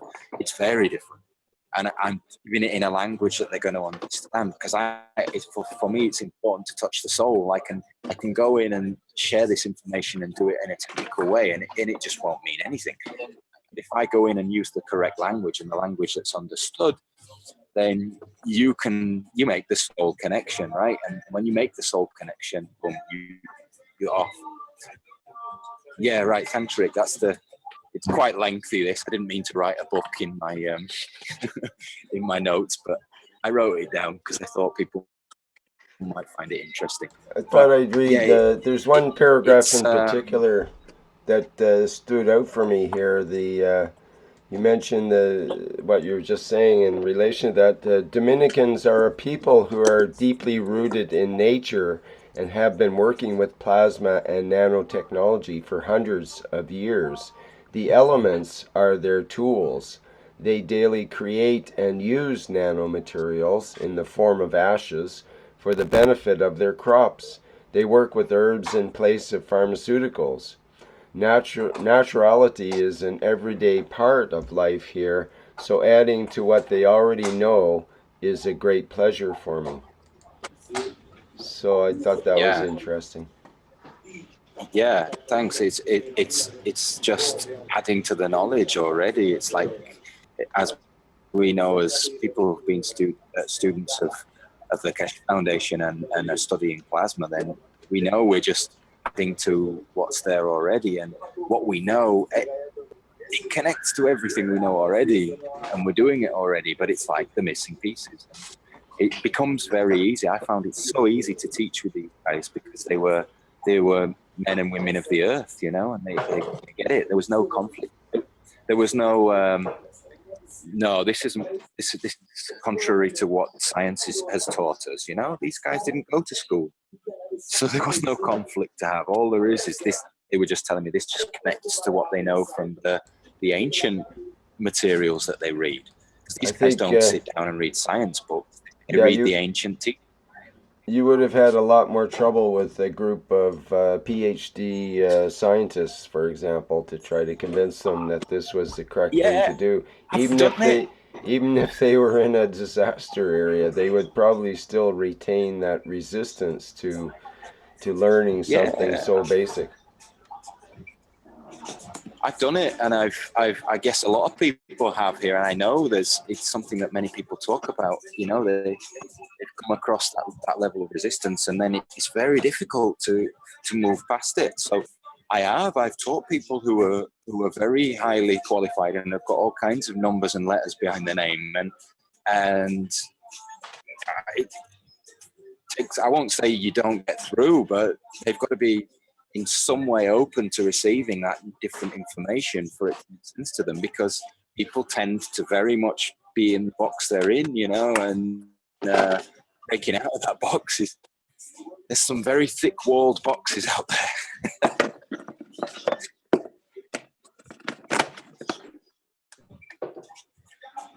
Is that my microphone making all that noise? Was it someone else's? No, I'm sorry, it was mine, sorry. No.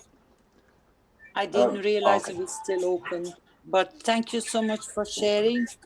And we You're hope welcome. we can see you next week with some more information and your progress. And I really would love to see, maybe in a short video, the edges of the garden, how far your mom has been able to maintain the oasis system around her house and around the garden. And maybe also I'll do it. if she has noticed how many animals stayed in her property. Yeah, for sure. Well, interestingly, she had to leave her.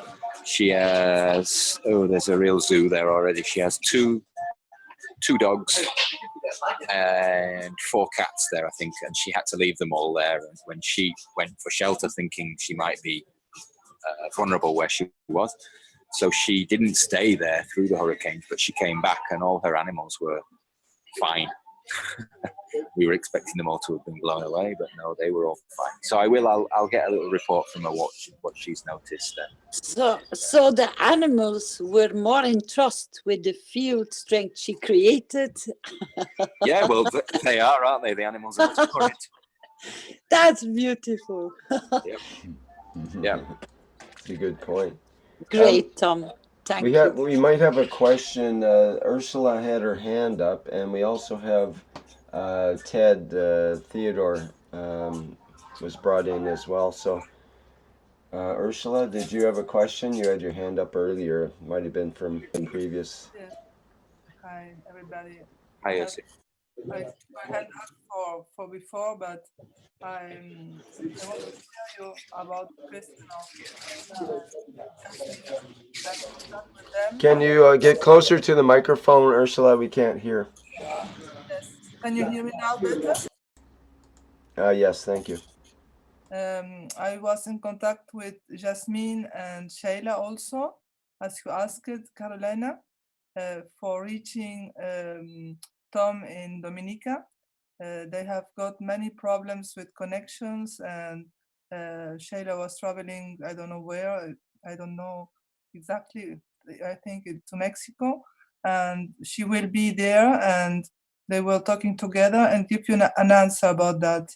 They are pleased to do it, but they must organize with their children and when the husband, and okay, they will write to you soon, yes, to give you the answer.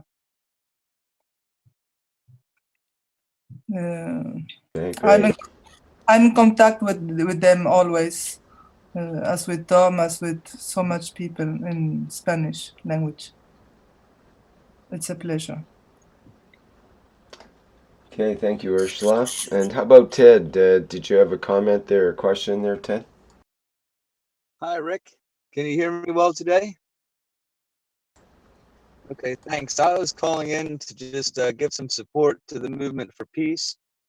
I really appreciate the way everybody works so hard for our ultimate mission to come together as one in peace.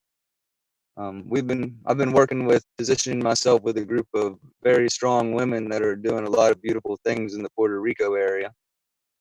I've been sent one of them down some CO2 GANs, and she took a bump in the car and hit her head off the ceiling on a bump. And I says to her, if you don't mind, put a little bit of that CO2 water on a paper towel and put it on your neck. Just let it sit there until it dries up on your neck and enjoy it. And I got back with her the next day. I said, does that help you? She said, that was amazing. She said, we really like this water. So I sent them down a spray bottle and some other things so they can start making more of it with their abilities and spraying it around. I think it's a really powerful battery. I put a lot of love into it when I made it. And I was really proud to send it down to Puerto Rico. I want to say to Tom that he's really an inspiration to me, that the fact that he really gets out there and is doing this has helped me to push myself. I know that Mr. Kesh's opinion on how the United States was handling the Puerto Rico affairs has helped to propel me, and Carolina's ability to persist to be the news we want to see. And I'm hoping real soon that my team of very strong women and men on the ground are potentially getting some news coverage on a international level, some kind of national TV news. People are reaching out because we've got a lot of supplies going down there. I've reached out in my dreams and in my mind to find supplies and find a way to get there, because that's what we were speaking on about 3 or 4 weeks ago, is that the supplies just aren't getting there. So I found a way to get them there. We've collectively found a way to get them there, and we're expecting a first load of about 300,000 pounds of supplies to get there within a week from today or less.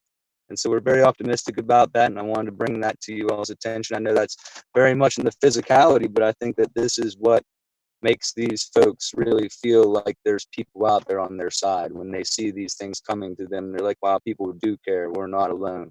I think it's an important message to all of us that on Earth, we're never alone, and no matter where we are. And I think even as last man standing, we're still not alone in a way. And so I try to visualize that, and in hopes for what goes down here in the North American continent. I'm reaching out to anybody that wants to connect up on ham radio or shortwave radio so that we can have our communications lines in preparation for anything that goes on with the average communications. And if anybody supports that, I'd be definitely willing to work with that. I'm very much amateur in that area, but I'd like to get into that because I've had the feeling that that would be necessary so I could be in touch with you all. If anybody wants to stay in touch via that way, it's a pretty solid way. I think we can even reach international out with shortwave and ham radio. So that's kind of just wanted to catch you up on what I'm trying to do for the relief work and try to just propel some energy forward. There's one of the beautiful, very, very strong, souled individuals that's working with the group that we're trying to form down here, our collective, is a lady that has the ability to manifest. And I've been trying to teach the plasma tech to these folks, from an emotional side and a physical side. And because of their open-mindedness about helping others, they're very open-minded about this technology. And when I got to talking to the lady, and I invited her onto the show today, she said she'd be listening on, which I'm very excited about. And I reached out to Carolina too and sent you a message on the Facebook Messenger because I believe this woman's very special. And I think that there are a lot of people out there that know how to manifest their intentions and their wills from a higher place, from their higher self, from an order of their soul. And just speaking with her and her giving me the interpretation of how she views it, how she works with her higher self and her soul. And she told me that things happened when she was younger and she was forced to either her mind would either become broken or she would work from that potential area and keep her mind together. And that's what she chose to do. And it made her a very strong person. And I feel like with the intentions and the people that really believe in manifestation, gathering these groups of people together, like all of us and the people that know it's possible. And when we can really start to harmonize together, I think we'll really see something beautiful. The lady speaks to the fact that she feels the vibration that like radiates around her body, kind of like a humming or a boom, boom, boom, the energy, and I'm in a big idea that when a few of us get together and we can collectively create this kind of field that, some real intention can hit the earth and really help with what we're doing. And so without being too long-winded, that's where I'm at, and just want to catch you all up. And thanks for all the support, and really thanks for everybody being an inspiration to me to be a better person, to elevate myself. I'm very happy to do so. And with your all support, it really helps me, and I thank you for that. Hey Ted, that's Tom. Sorry, Caroline. I just wanted to add something to that. That if you guys are thinking about working in the environment of the disaster or wherever the help is needed, just one thing that I've noticed is that, let's say two things. Plasma technology can be very technical, and it can be very simple. The amount of light that you actually shine by showing people the simplicity of this work. When you're in an area where there is a heavy depression because of what's just happened, if you take them on a little walk and you gather the 2, 3, 4 little things that you're going to need to create something which can then be a vehicle to manifest what you want to manifest, as we all know, as we're working with plasma, right? But showing people that simplicity is a massive ray of light for those people in a moment where energy levels are very low.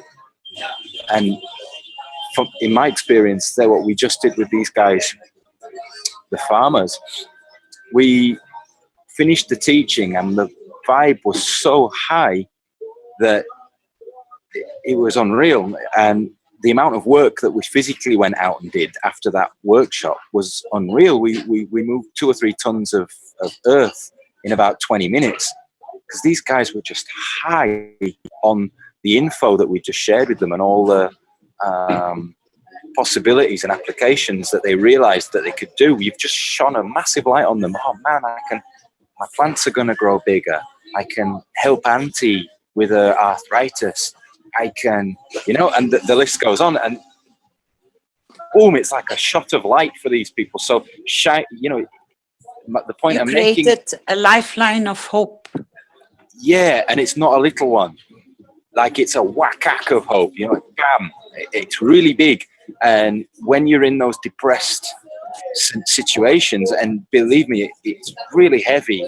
I try to express it in this little letter I wrote here, that, everyone's displaced all over the place. So every household's got another 2 or 3 families living in it than normal. That in itself is just like a pressure.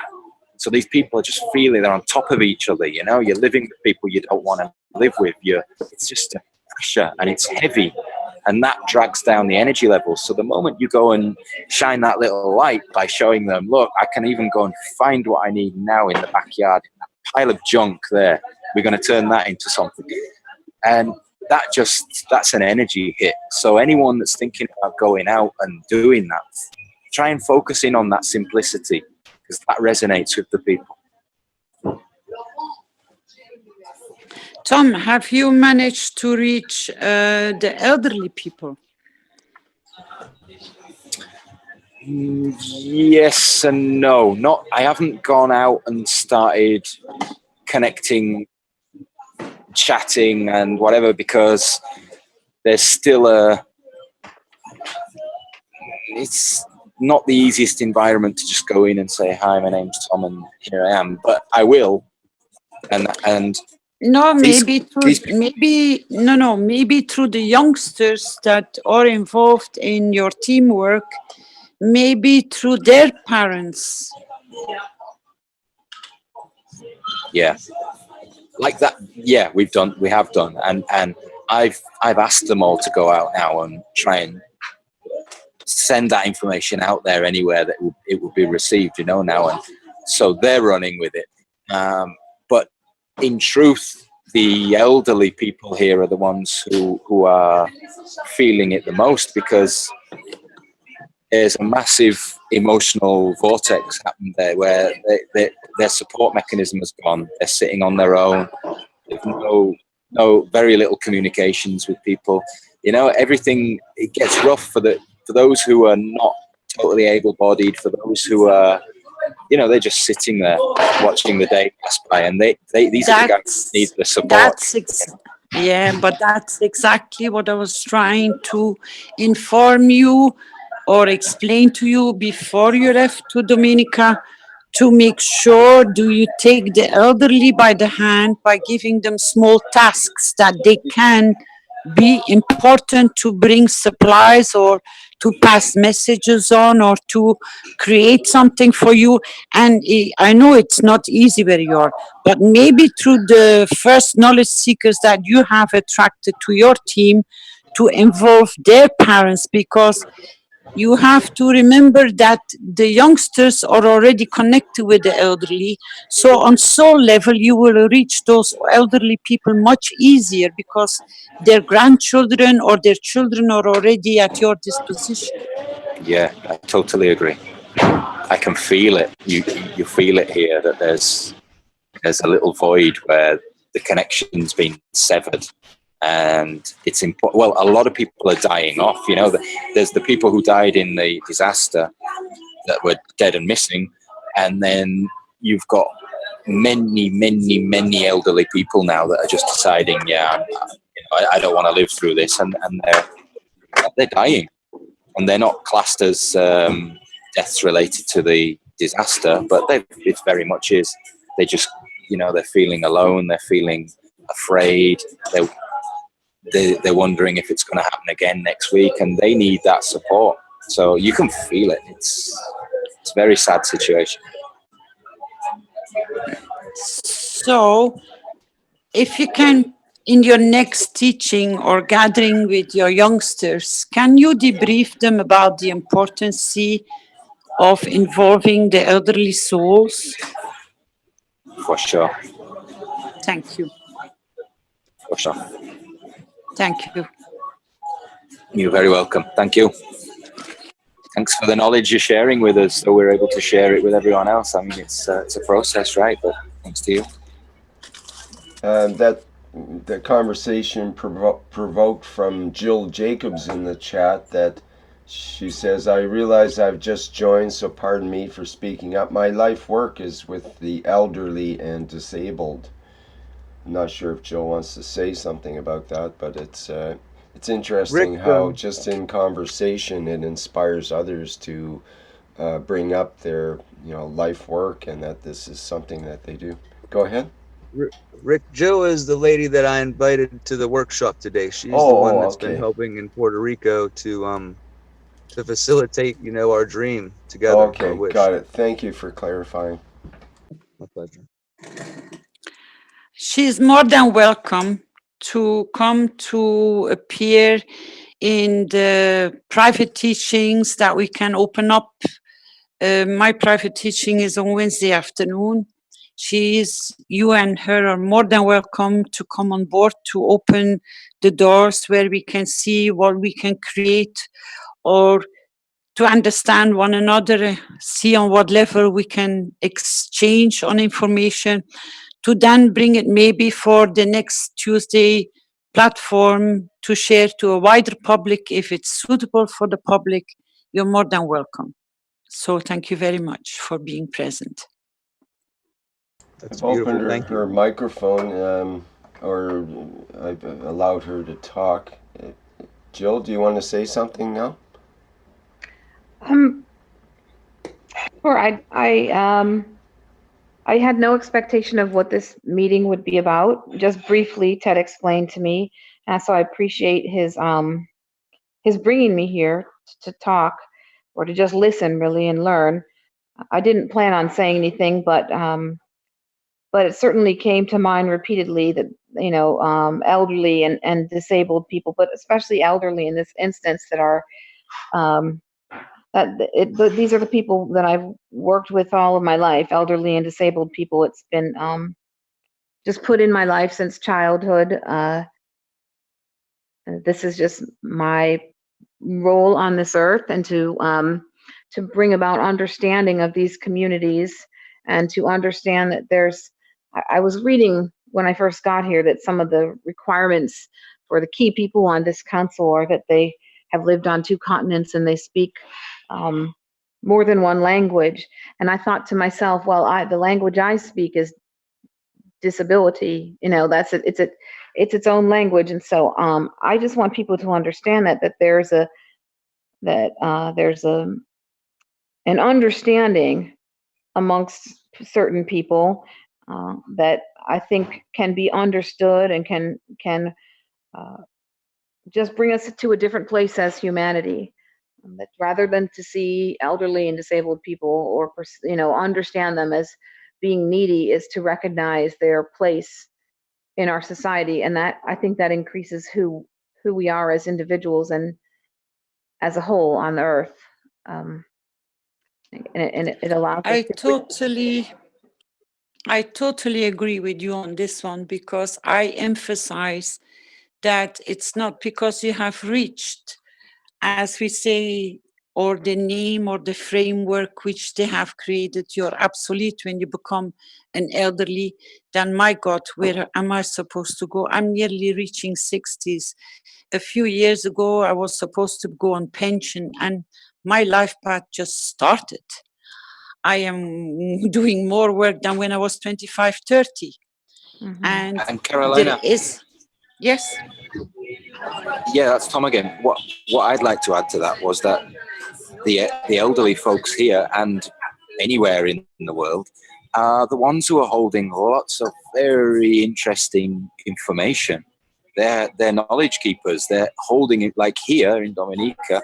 They're the ones who have the real herbal knowledge. They're the ones who seem since 70 years, 80 years ago, there wasn't pharmaceuticals there for them, so they had to understand how to get what they needed from the herbs and from nature. And these are the knowledge keepers, as far as I'm concerned. So bringing them in on that level and tapping into what they know and how they've applied that level of naturality or whatever it is. Each elderly generation in each different country will have a certain amount of wisdom, and that is, to me, that's priceless knowledge. And if you can, they will always enjoy sharing that knowledge. Always. I think it would be it would be an exception to meet an elderly person that wouldn't be happy to dig out that knowledge that they're holding, you know. And as people who are working with plasma, that's fascinating for us. That knowledge can very much be applied now in a new way, you know. So to me, that's how I will try here to connect with some of the elderly, be on that level. You couldn't have said it any better. I couldn't have said it any better what my wish was, what you just expressed, because they are so valuable. They are so valuable. And I would love to hear more about this lady that says that this is her life path on this planet.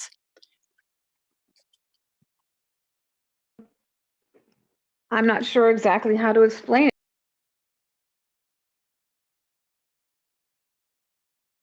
We lost you, darling. Can you repeat again?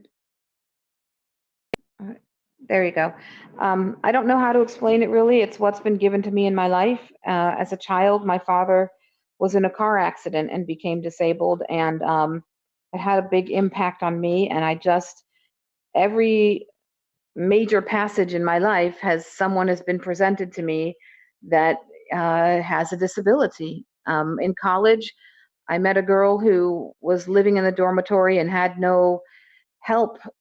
She had quadriplegia, and so I became her assistant for 3 years, and then I got married and had children. I had triplets, and one of them passed away, and 2 of them were severely disabled. It's just been presented to me my whole life, and I feel like I've been placed in positions to gain understanding and to be able to make changes in human understanding. I've just come to realize that this is what I'm supposed to do while I'm here, and it feels very natural to me. Thank you very much for sharing, and we'll see where we can open up more gates of experience and how to find our way and our path in why we are in these kind of positions. There is a reason. You got a gift. You have a knowledge about something which will open doors to other topics and maybe other views that people can look at, that they realize, wow, we have elderly people around us, or we are in a society, and there are quite a number of knowledge seekers which are surrounded or in an environment where they share the same environment with elderly people. So I think the topic has come on the surface more than once, and I think it's time to have a look at it, that maybe we as a group, as a family, can start taking care by supporting and creating elevation for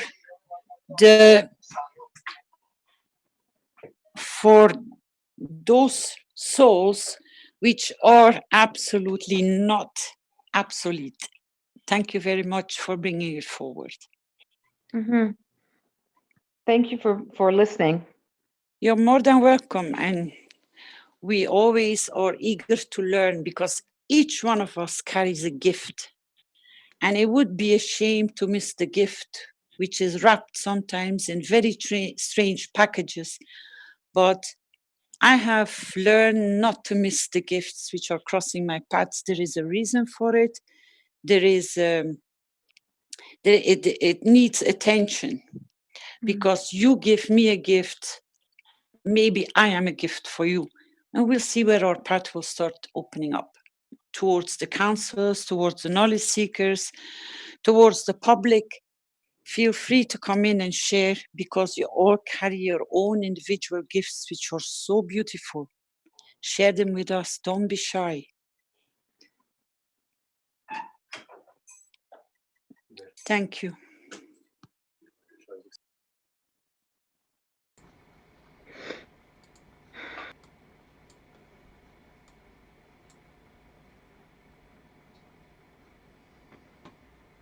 I'd like to share some more. It's Ted in West Virginia again. Hi, Ted. Welcome. Thank you. I've been really feeling, doing the relief work a lot. It's really helping to elevate me as a person. And I've been wanting to call the operation Sacred Fire, because of the sacred fire that comes from, I think it's the lower energy that feeds the universe. I believe its color as we know it would be red, and that it's a low frequency that through the heartbeat feeds us all, and it makes possible the higher vibrations are stepping up into the higher frequencies, because it's the giver that gives to feed into that. And for me, it's where I'm starting at, and my root chakra and the base, all of kind of the physicality that I've been so attached to for so long. And then understanding, even when I'm working with my maggrav, or when I'm working with humans, or when I'm working with anything, of understanding, I really believe there's a lot of potential in that lower frequency, and that lower hertz, and that, and the sacred fire, and the lower chakras, once we learn how to use that correctly. And for some reason I felt I should bring that up, because for me, that's where my intention is right now. It's this sacred fire that's feeding, and I look to expand the field of the red energy, and to give it to others, so that they can have that base, that foundation to fuel the other colors and the growth of the higher frequencies from that. If that makes any sense to you all, that's what's in my mind. Sure, because it's funny you're talking about this. I have just opened up a book which has been buried in my library for about 10 years minimum. And it has an eagle, and I don't know, it's like a cup on it. And it says, the light shall set you free. And it is passing over the topics, how to open your chakras, how to rebalance your energy fields, your colors, your vibration. It's a learning process to start again, refreshing my mind, because now, as Tom just also mentioned, it is amazing what you didn't understand 10 years ago, and now you can link up so fast what needs to be done and guide people through the process to accelerate their evolvement, to find the path, how they can reach the path. And I'm very appreciated. I appreciate it very much that you bring up the first chakra, which is our connection to Mother Earth. And slowly we can start opening those doors of knowledge, because everything is field strength. And we can guide one another to find a path much easier by sharing our own experiences, and not to keep silent, because it's no longer taboo. And all these, what you're bringing up and other people are bringing up, these are written in ancient books. This has been kept and guarded, this knowledge, and it's surfacing very slowly to educate for the people which start looking for the right path. People will find their path, and through the stimulation of what is given and shared already as knowledge seekers, it will become a very great, beautiful journey to see so many people, souls, actually do soul searching and start wishing to open the doors, and it will open and reconnect.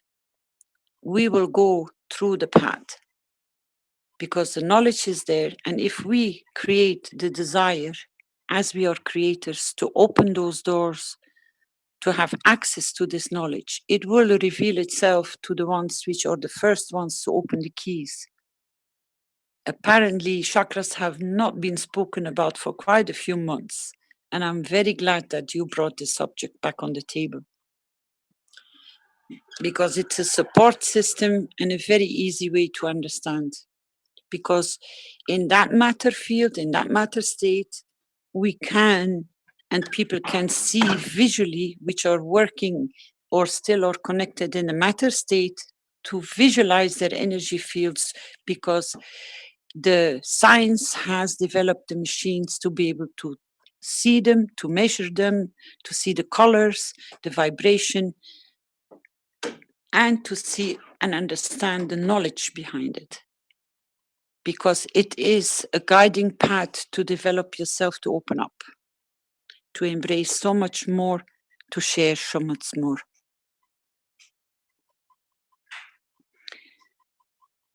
Anyone else?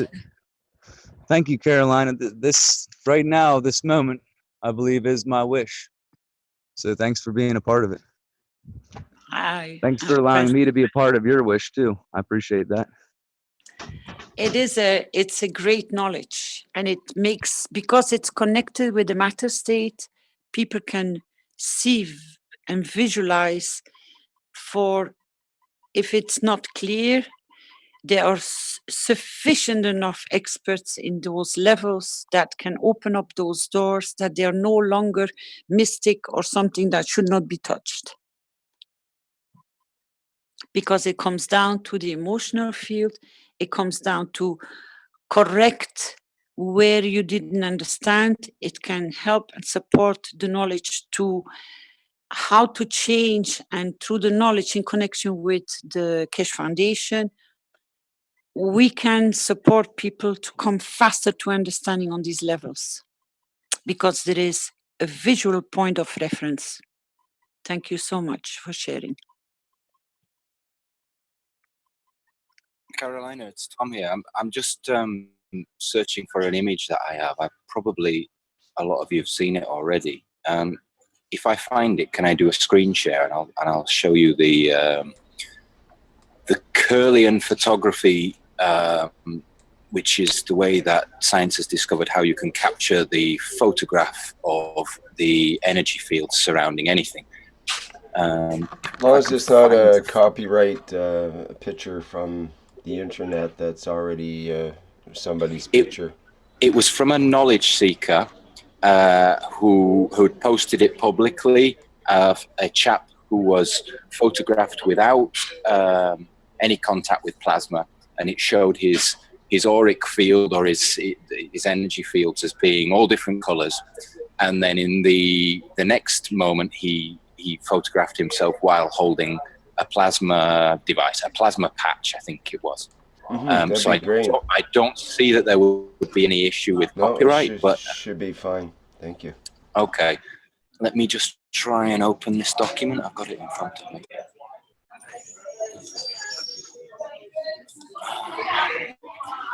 Just give me 1 second.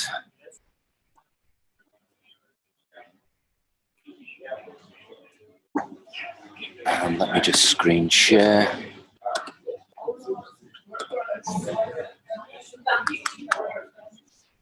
Share screen.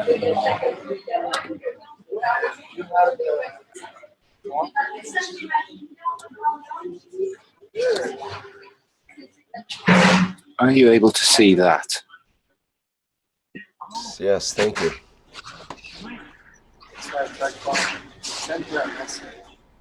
So that's more or less what we're talking about here. The image on the left is the chap's auric field normally every day, and you can see it's red to orange to green to yellow. And then on the right there, where he's surrounded with a purple glow, that is it's one color, and that's where he had I believe it was a plasma patch in his hand.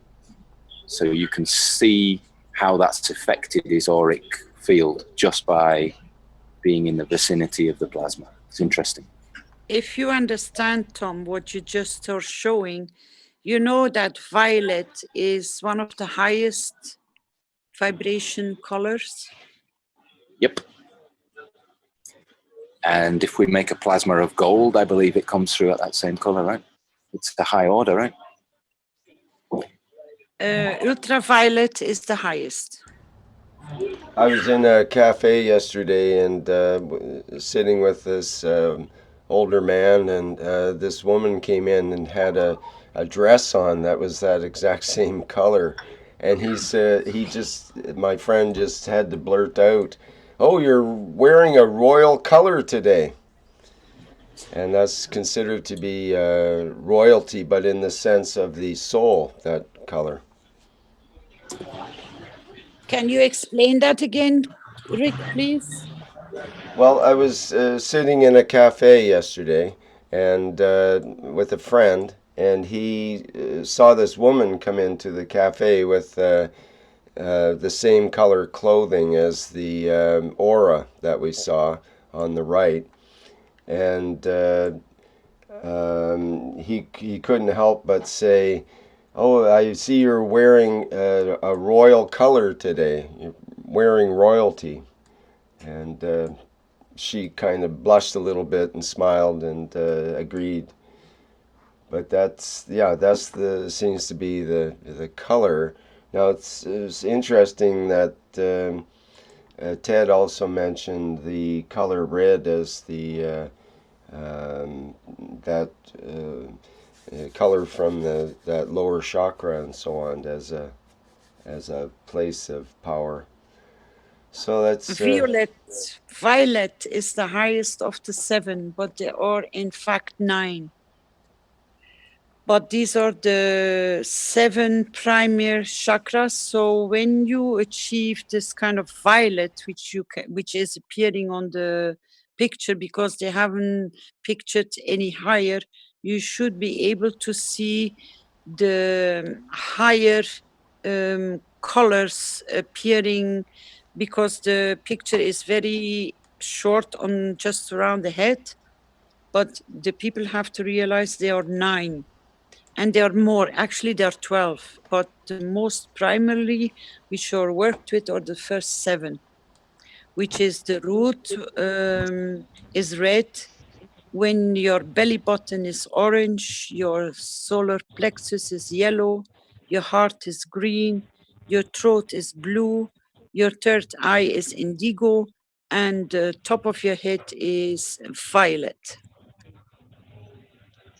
Well, I've been thinking about how that it's represented in the visual spectrum and how like colors or the frequencies that go lower than red. Like I'm trying to want to really touch the of the creative universe, and I feel like once I can mag-grav really takes on the life of its own. And I envision it as like when we're talking about it, we speak of red because up into our vision understand. But further than that, like lower than that, I see it more as being not only light visual as a whole of all this, but maybe even at the same time it being the same time in that lower spectrum that like feeds this. And for some reason that's what I'm drawn to try to understand. If you are very curious to know more about, there are a lot of books available which I will share with you in private, because I don't know if we can bring them into public platform. I start to be very careful what I try to share on knowledge. So I just try to give you the titles, and then for you to type the titles in and do your search. You will bump into them if they're meant for you to be, but in private you can ask me more questions. Like I'm eager to share because it really opens a lot of path in connection with what Mr. Kesh has been teaching in the last 3-4 weeks. The connections are coming so fast. And I noticed that so many knowledge seekers have started searching on soul level. It is absolutely amazingly beautiful. And Tom, really, you are a treasure in our family. And it is beautiful for what you share in your work, and all the other knowledge seekers and the council members. They're all working around the clock to be there, to create the path, to open the doors of understanding, making the connection points, making sure the wishes are in place, that we do not leave a single soul out, which we cannot embrace with our love and our care. Thank you. You're welcome. Anybody else wants to share some knowledge, please?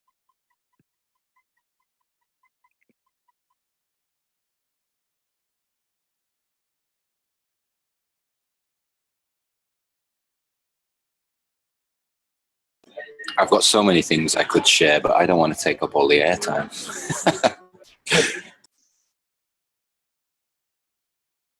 We could never imagine we could have you so clear. So, you know what is beautiful with this picture, which is just was on the screen?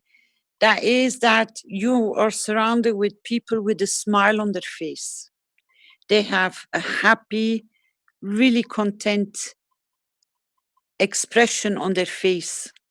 They're all smiling.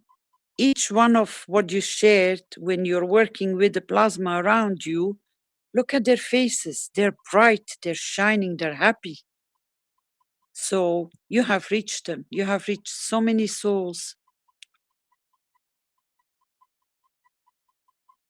Yeah, it was very incredibly high vibe on the time we were teaching. It was really nice.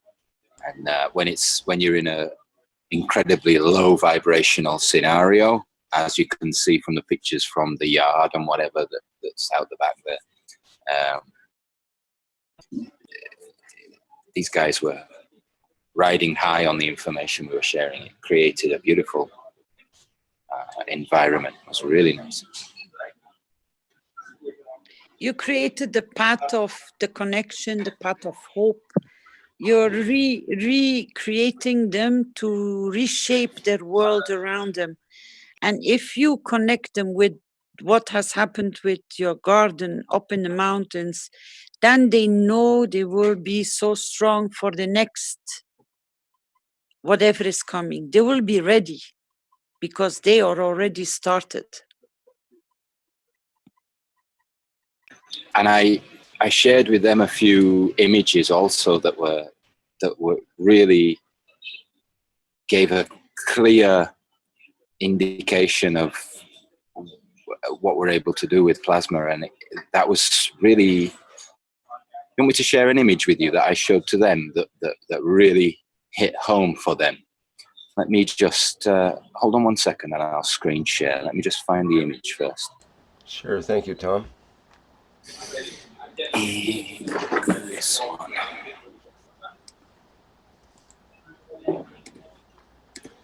There will be some knowledge seekers who will enjoy seeing this one if they haven't already. Let me just.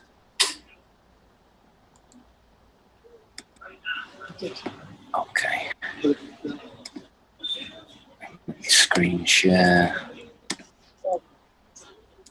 This is our little doggy. I think Caroline has seen this one before. Just, are you able to see that? Yes, I know. I remember all of them. So I will close up on Tito so you can see Tito. There's Tito. That was the day that we found him. And bless him, he was very, he wasn't in a good way. I don't know how much longer he was for this world.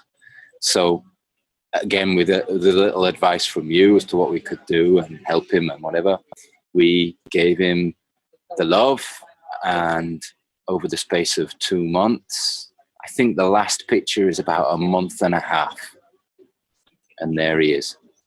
So when I showed those guys that we were doing the teaching with these images, they were just like, wow, man. You know, it's the comparison. When you watch that animal, and we haven't taken him to a vet, we hadn't given him anything other than he was eating dry food, normal dry dog food. We didn't do anything to him other than bathe him and give him plasma water to drink. We bathed him with a mixture of CO2 and zinc and copper. And we just bathed him and we gave him the CO2 and the zinc to drink, not the copper. And that was after a month and a half, he looked like that. And you can't really, I've got veterinarians contacting me now who've seen this image, who want to know what we're doing, you know. It's like, what, how have you done that? Because they don't know how to do that. They wouldn't be able to transform a creature like that in that short space of time, from being on death's door, you know. All this, the ears were just like leather. The skin was hanging off at the back, like on her nose. It was raw. It was like just like meat. All her paws were more or less just like meat. And then now, sorry, it's a he, not a she. And now he's got too much energy. So, is he still with your mum? No, this is a dog that's in Mexico. He's back at home with the family in Mexico. Yeah. So, you know, you share these images with folks, and even, I don't know, man, there are a lot of skeptical people out there, but when you share these images, such as the garden, such as the dog, and I've got a bunch of them, man. I can be there all day sharing images I've got, but they're just a beautiful way to send that bolt of energy to that person. That, wow, that's a real deal, you know. That's the real deal. You know, we haven't put any pharmaceuticals into that creature. We haven't done anything to it other than give it love. I mean, the love is a big important part of his recovery also. We know a lot of love and attention. And I think that ties into what we're talking about the elderly and the disabled, is the fields that you will create when you're putting that environment of caring around those people is just as important as the plasma. You know, the plasma's playing a part, you're playing a part. And there's a connection, one's pushing the other. And it's a beautiful way to connect to people, and it really hits home when you're dealing with people who've never even looked, they've never even heard of this stuff before. And when you can share images like that, it's like, wow, they get it, you know. Let me ask you, Tom, about, you mentioned earlier how you got there and people are really down and the mood is, you know, pretty grim to begin. Now, you manage, and then you say, and we see in this picture and others, that you've elevated the mood of the people around you there, and you know, through your whatever process, partly through the workshop and partly through just your interactions with them, and through the plasma products and so on, creating that atmosphere.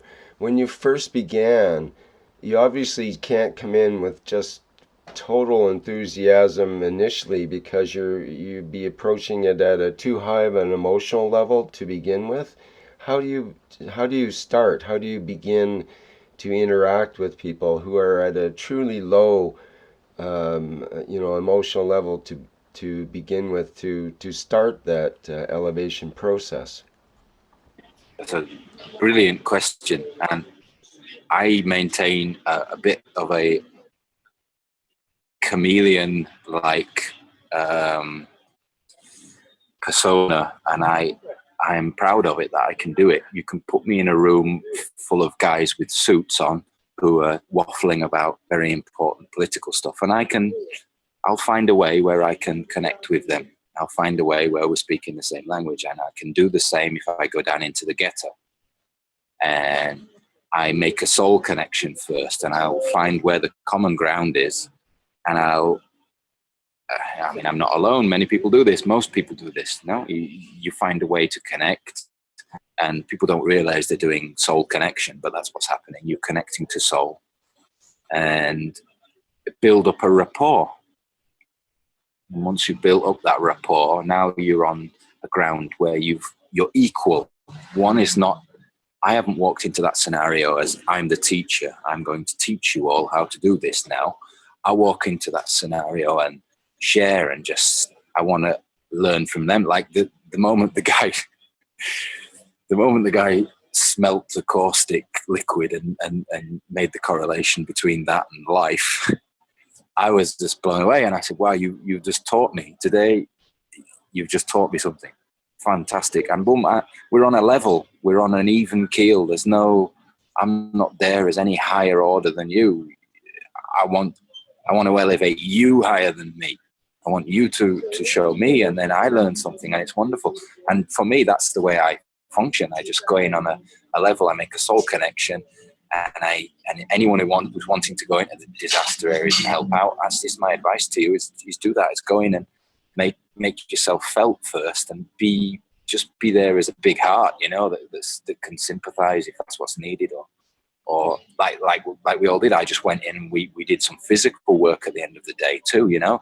I had my only good pair of sneakers I've got on, and I was dressed nice, and that didn't matter. We went into the earth and got dirtied up and sweat a lot, and you know, and I mucked in on an equal level. And that's, to me, that's key, is just coming in and making people see that you're a real person and that you're not in any way higher order than they are.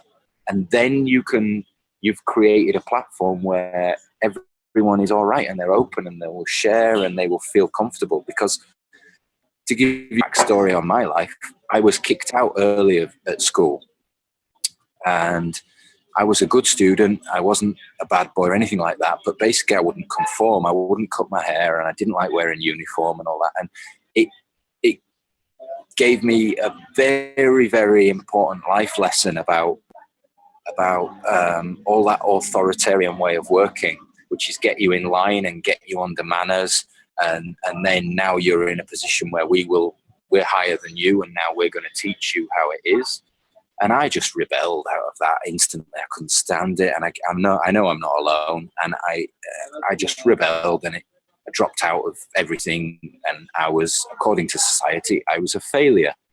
But I know I'm full of life, and I've just gone off and done my own thing, and I don't care two damns about society and what the system says I shouldn't do.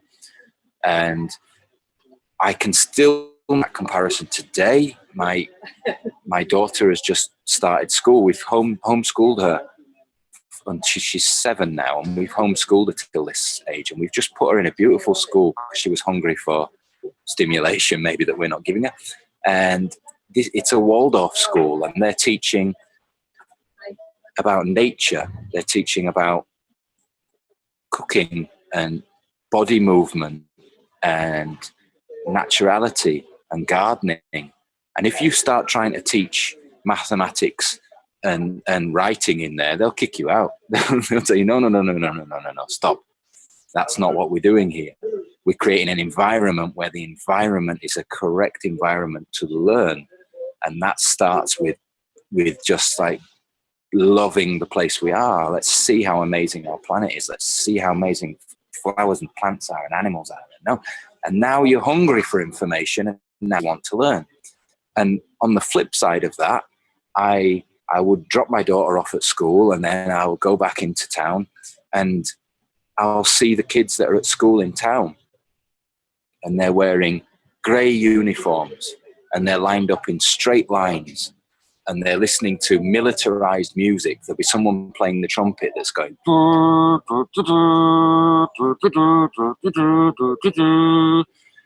and the contrast is huge for me. I can see the programming and the it's a wicked intention that's being put on those children, you know. And I don't ever want to be a part of that system of teaching. And it's not even learning. I don't know what to call it. It's about getting you programmed and getting you in a position where you can be manipulated. And I think it's important that we do all our teachings on a soul level. Come in and connect with people one-on-one and let them feel your soul. You feel their soul. That stuff's rinsed out of us at an early age. So for me, I'm very grateful that they categorized me as a failure, and I'm very grateful that they kicked me out of school and all that stuff, because it gave me the tools I need. And now I can go into any environment even with the suits, I can go in there. No offense to anyone who likes to wear a suit, but I can go in that environment and I can make a soul connection, or I can go down into the ghetto where I was the other day and make a soul connection. And that's how you raise the vibration. That's how you make the platform for teaching to be correct. And yeah, I think that's it. I think you get it. You get what I'm trying to say. So my big question is for Tom: is it harder to raise the soul of like your friend Elf here, or the guy in the suit? Elf's a high entity. So you just have to give him a suggestion. Elf is a gardener. Elf is well in tune with all nature's elements already, so he doesn't need any elevating. So we're on an even keel, he and I. We create an energy loop and we can energize a room. Me and him did the teaching, and the rest of the guys sort of joined in at the end. But he's a very high vibe guy. But so it's according to the individual, isn't it? Some have had that stamped out of them, and I believe that standardization of education and school and college and all that stuff, that tends to, it's not black and white, but that tends to rinse out your individuality. So you will find the people who've gone through that standard stuff, it's harder to make the soul connection. But at the end, we're all humans, and no matter what programming we go through, we can tend to find a little crack in the sidewalk and get our way out of it, if we want to.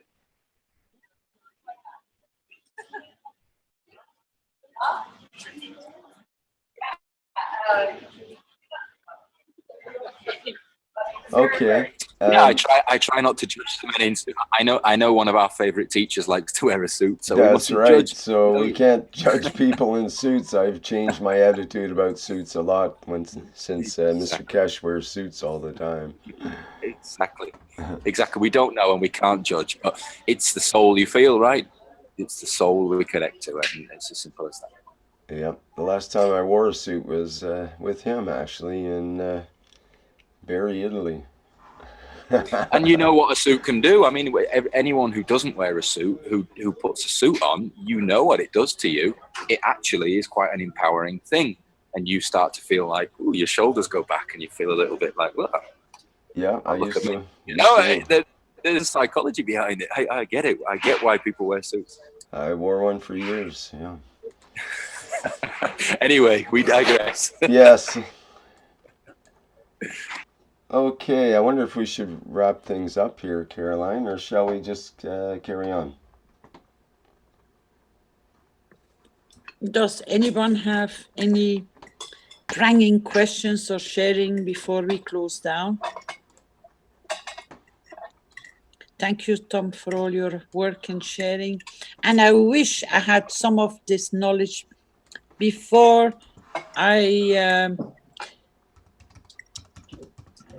that I got to know it before and very at the beginning, because I would have most probably maneuvered you in a totally different position.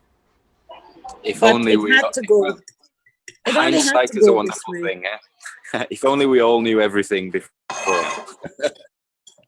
No, I mean, it had to come this way for you to be where you are now. And I do appreciate it, and I do thank you for all your sharing and your beauty. Thank you so much. Thanks for giving me the platform to share. Mr. Kesh would like to speak to you for a moment, please. Thank you. That would be nice. Hi, Tom. Hi, Mr. Kesh. How are you doing? Thank you very much. Thanks for being there. Thank you very much for what you're doing. And sorry, I was in a number of meetings and other discussions today. Couldn't join you. I've seen what you've achieved, and it's no problem if you don't wear a tie and a suit. You know, when I used to be a university student, in what I see you, you're a very clean man. I used to be in the same, worse, not worse, but in a different hairstyle and the things you look very good compared to how I used to go to university. Thank you. That's good to know. It's good to know. so it's not a problem. It's very nice to see what you're achieving, and if you need any help, if you need anything from us, like before, just let us know. Well, as you've seen, we're doing it in Spanish. They say with cacahuates. We're doing it on peanuts, and it's all good. You know, we're not in a big need for anything really. I mean, there's plenty of places that we can go in and supplies and help out in physicality, but in reality, we're able to do what we need to do with what we've got. So I think we're all right. But that's good to know. Thanks a lot. If you need anything, we're still there to help out and to support it, and that's all we can do. One thing I can say is my crew there in the workshop, after their initial burst of enthusiasm, we ran out of containers really quickly. So there is little ways that we can help. Well, I mean, you make one plasma, you've used your best glass container. Now you're itching to make your moringa plasma. Okay, where's the next container? Oh no, we've run out of containers. Okay, so on that level, we could supply some supply. You have coconuts? Yeah, you got it. You got it. Yeah. That's the best thing. The coconut is one of the best containers. I view coconuts as a totally magic thing. Coconut oil's a plasma already, right? Yeah, but you can use the coconut itself as a container. It's sealed, and you can use it as a perfect system. Yeah, I realize the coconuts are one of the most amazing living entities on our with planet. coconuts, I saw in your video you were scavenging for wires or whatever for copper. With the coconuts, you can just use the hole on the top. You don't need to break it. Just open up and just empty it the way you just cut the top and use it. 2 wires. You don't need plates. We give you the same thing. Yeah, they're amazing things. Coconuts will give you oil. They'll give you water. They'll give you milk. You can use it as a bowl. You can use the leaves on the tree to weave fabric. You can use as a kind of. You don't need to go naked. Just absolutely multifunctional you can play tree. football with it. Anything. And coconut water is the only substitute for blood as well. In an emergency, it can be used for blood transfusions. It's a mystic tree, as they would say down here. You've got to respect that tree. It's a good one. Thank you very much for everything, Tom. And if you need anything, we are there. The whole whatever we can offer you. You got there. You it was the biggest gift. Wonderful. Thank you. Thanks for giving me the chance to come out here. It's been nice to come back home. Thanks a lot. Thank you very much. Bye-bye. Tom, this is John here. Hello, John. I'd like to know what method do you use to make the seawater GANs? Sure. With caustic or with bicarbonate of soda? What I had there, because 2 years ago I realized that it might be a key ingredient for us, is my mother, I won't say my mother bought a huge bag of caustic soda from the pharmacy.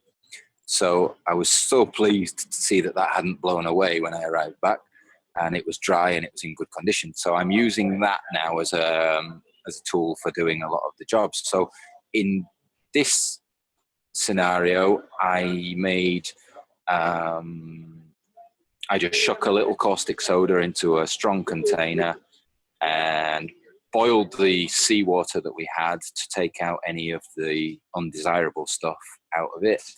And I explained to the guys that, in an ideal world, you could do it this way, that way, and the other way. But just basically, we poured the boiling water on the caustic soda and let it do its thing, and then cleaned it up.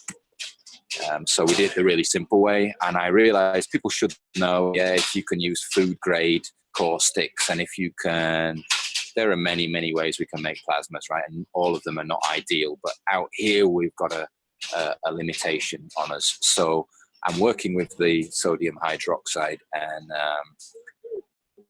I'm just making sure that if we show people that they're careful, and we're making sure that they realize they've got to wash it, and wash it, and wash it. And there's got to be no trace of that stuff left in it, you know? Ideally, as well, we were talking to them about what they can do with their ashes if they boil it down and create the potash and all that. That's all a big part of it. Hope that Yeah, the thing answers is, your question. you could also do it with a bicarbonate of soda. If you heat the bicarbonate and make carbonate, it's not as aggressive as your caustic. What you need to do is jot that down in whatever way you can onto a document, and just do an A, B, and C of what's the process, and then everyone's got that info out there, and we can run with it. I believe there's a whole ton of ways we can do this stuff. There is no single right and wrong way, but I think the more info that goes out there, then people can work with what they have, because maybe if we didn't have caustic soda, we would have had a jar of whatever we need, right? So it's good to get that information out there. If you've got it in your head, write it down, and we will gladly receive that kind of stuff. Thanks. I've got another thing for you. You were talking about blood transfusions with coconut milk. You can do that with the person's Don't use urine. coconut milk. Don't use coconut milk. No, well, use that's coconut fine. water. Not coconut coconut milk, water. yes, coconut water. But the urine, the person's urine is the best thing you can use for a transfusion.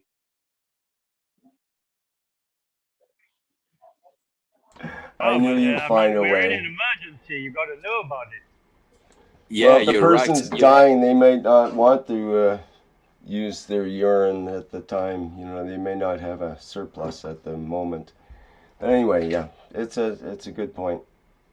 Yeah, thanks for that. It's all relevant, and what's important for folks to know is that there are many different ways to get to that same end process. And it was kind of what I wanted to show by just digging out whatever piece of copper I could find and throw it in the fire, because I know that for some folks that's like, no, you're not nano coating there, and that's not correct and what have you. But I want to show you that if I just take a piece of copper and throw it in the fire, and then I join it up to another piece of whatever it is, look, I have made a plasma. And so as much as we can fall into the details and the technicalities of it all, and I think that's more or less what I'm here doing, is sort of demystifying and simplifying stuff, is it can be a high science, it can be a high physics, or it can be, as Mr. Kesh has been saying for many, many years, it can, the average Joe on the street can do this with the bits and pieces that he's got blowing around him. And that's what I'm trying to do. So all of that information is relevant. Using whatever substance we can use to change the conditions, brilliant. Because for someone it's relevant, for another person it isn't.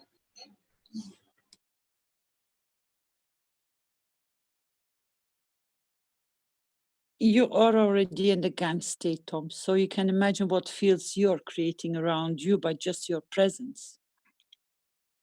Yeah, we all are. That's what I think is important, that we all start to try and teach, that the detailed information of are we clockwise and are we counterclockwise, and have you used the grade of caustic? Well, come on, we're it. Get your mojo working, you know. We're it.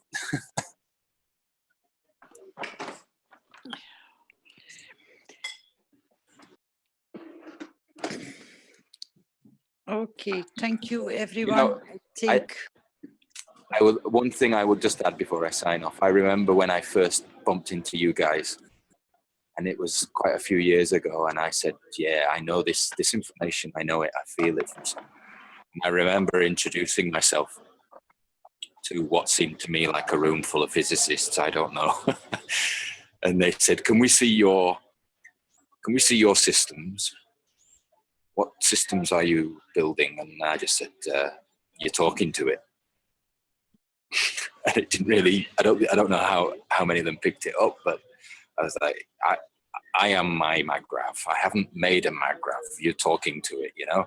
And as the teachings get more and more advanced, they're going backwards and they're getting simpler. And yeah, magravs are great, but you are one. And I hope more and more people are starting to realize that you're the walking magrav. You are that jar of plasma. So everything that you see it doing, every bit of pain that it miraculously takes away, and every bit of joint ache that you can relieve for auntie and uncle and whoever, you could do that. You can do it. You're the jar of plasma. And on that note, I've waffled for way too long, so I'm going to sign off and say thanks and much love, and thanks for having me on. It's been nice chatting with you.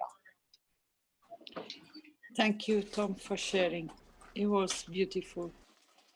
And I'm glad I bumped into you as much as you bumped into us. Yeah, me too.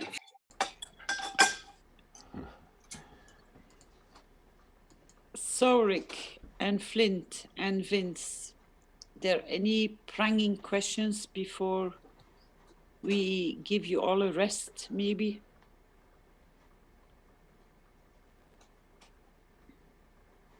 I just see thanks and people sending love and gratitude.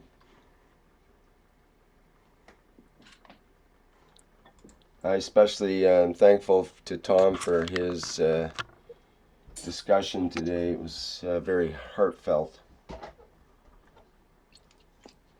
Thanks, Rick. I think it has touched all our souls, and let's wish him to complete his mission as he's doing such a beautiful work, reaching out to so many souls. And I'm grateful to be part of seeing this and what he has been able to create, and for so many others to make it simple. Be the magraph, be the power station, be the giver, be the sharing, be creative, and especially above everything else, follow your heart in what you are, the best and the most beautiful being you can ever imagine to be. But show, share, and don't hide and don't stay in the shadows. Come into the light of sharing as one big family. We can bring so much peace to so many souls by you just being present. I am present. Yeah, I'm present in that one. I am present. I am present. I am present. I am present. I am present. I am present. I am present.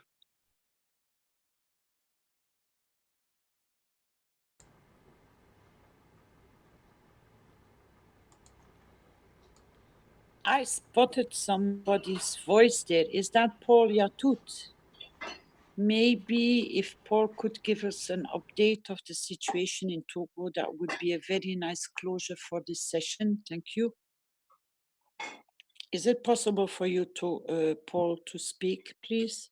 Or are you in a stable network?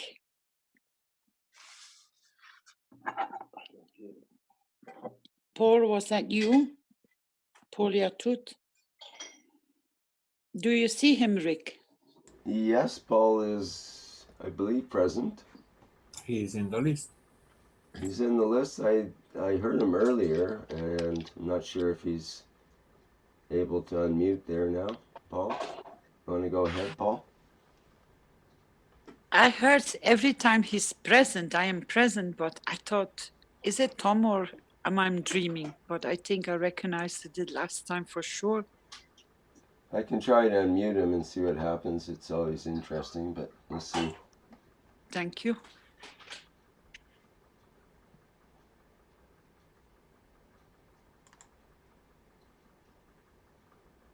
I'm not able to unmute him, so I'm not sure what's going on there.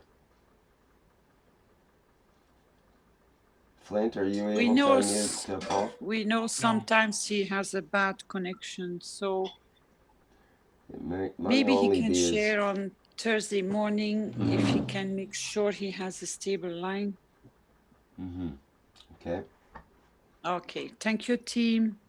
Thank you, translators. Thank you, all knowledge seekers. people in public, as we see new souls are rolling in, coming in, joining us, trying to pick up where we already are on our path. We embrace them with love and care. We will start guiding new souls and on a speed to come up to be a knowledge seeker.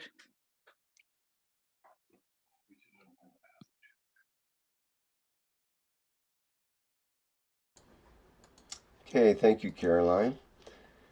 And I think that wraps it up for today then, for the 17th One Nation, One Planet, One Race for World Peace, for Tuesday, November 14th, 2017. It's been a full presentation. Thank you everybody for attending, and we'll hear some music to go out with.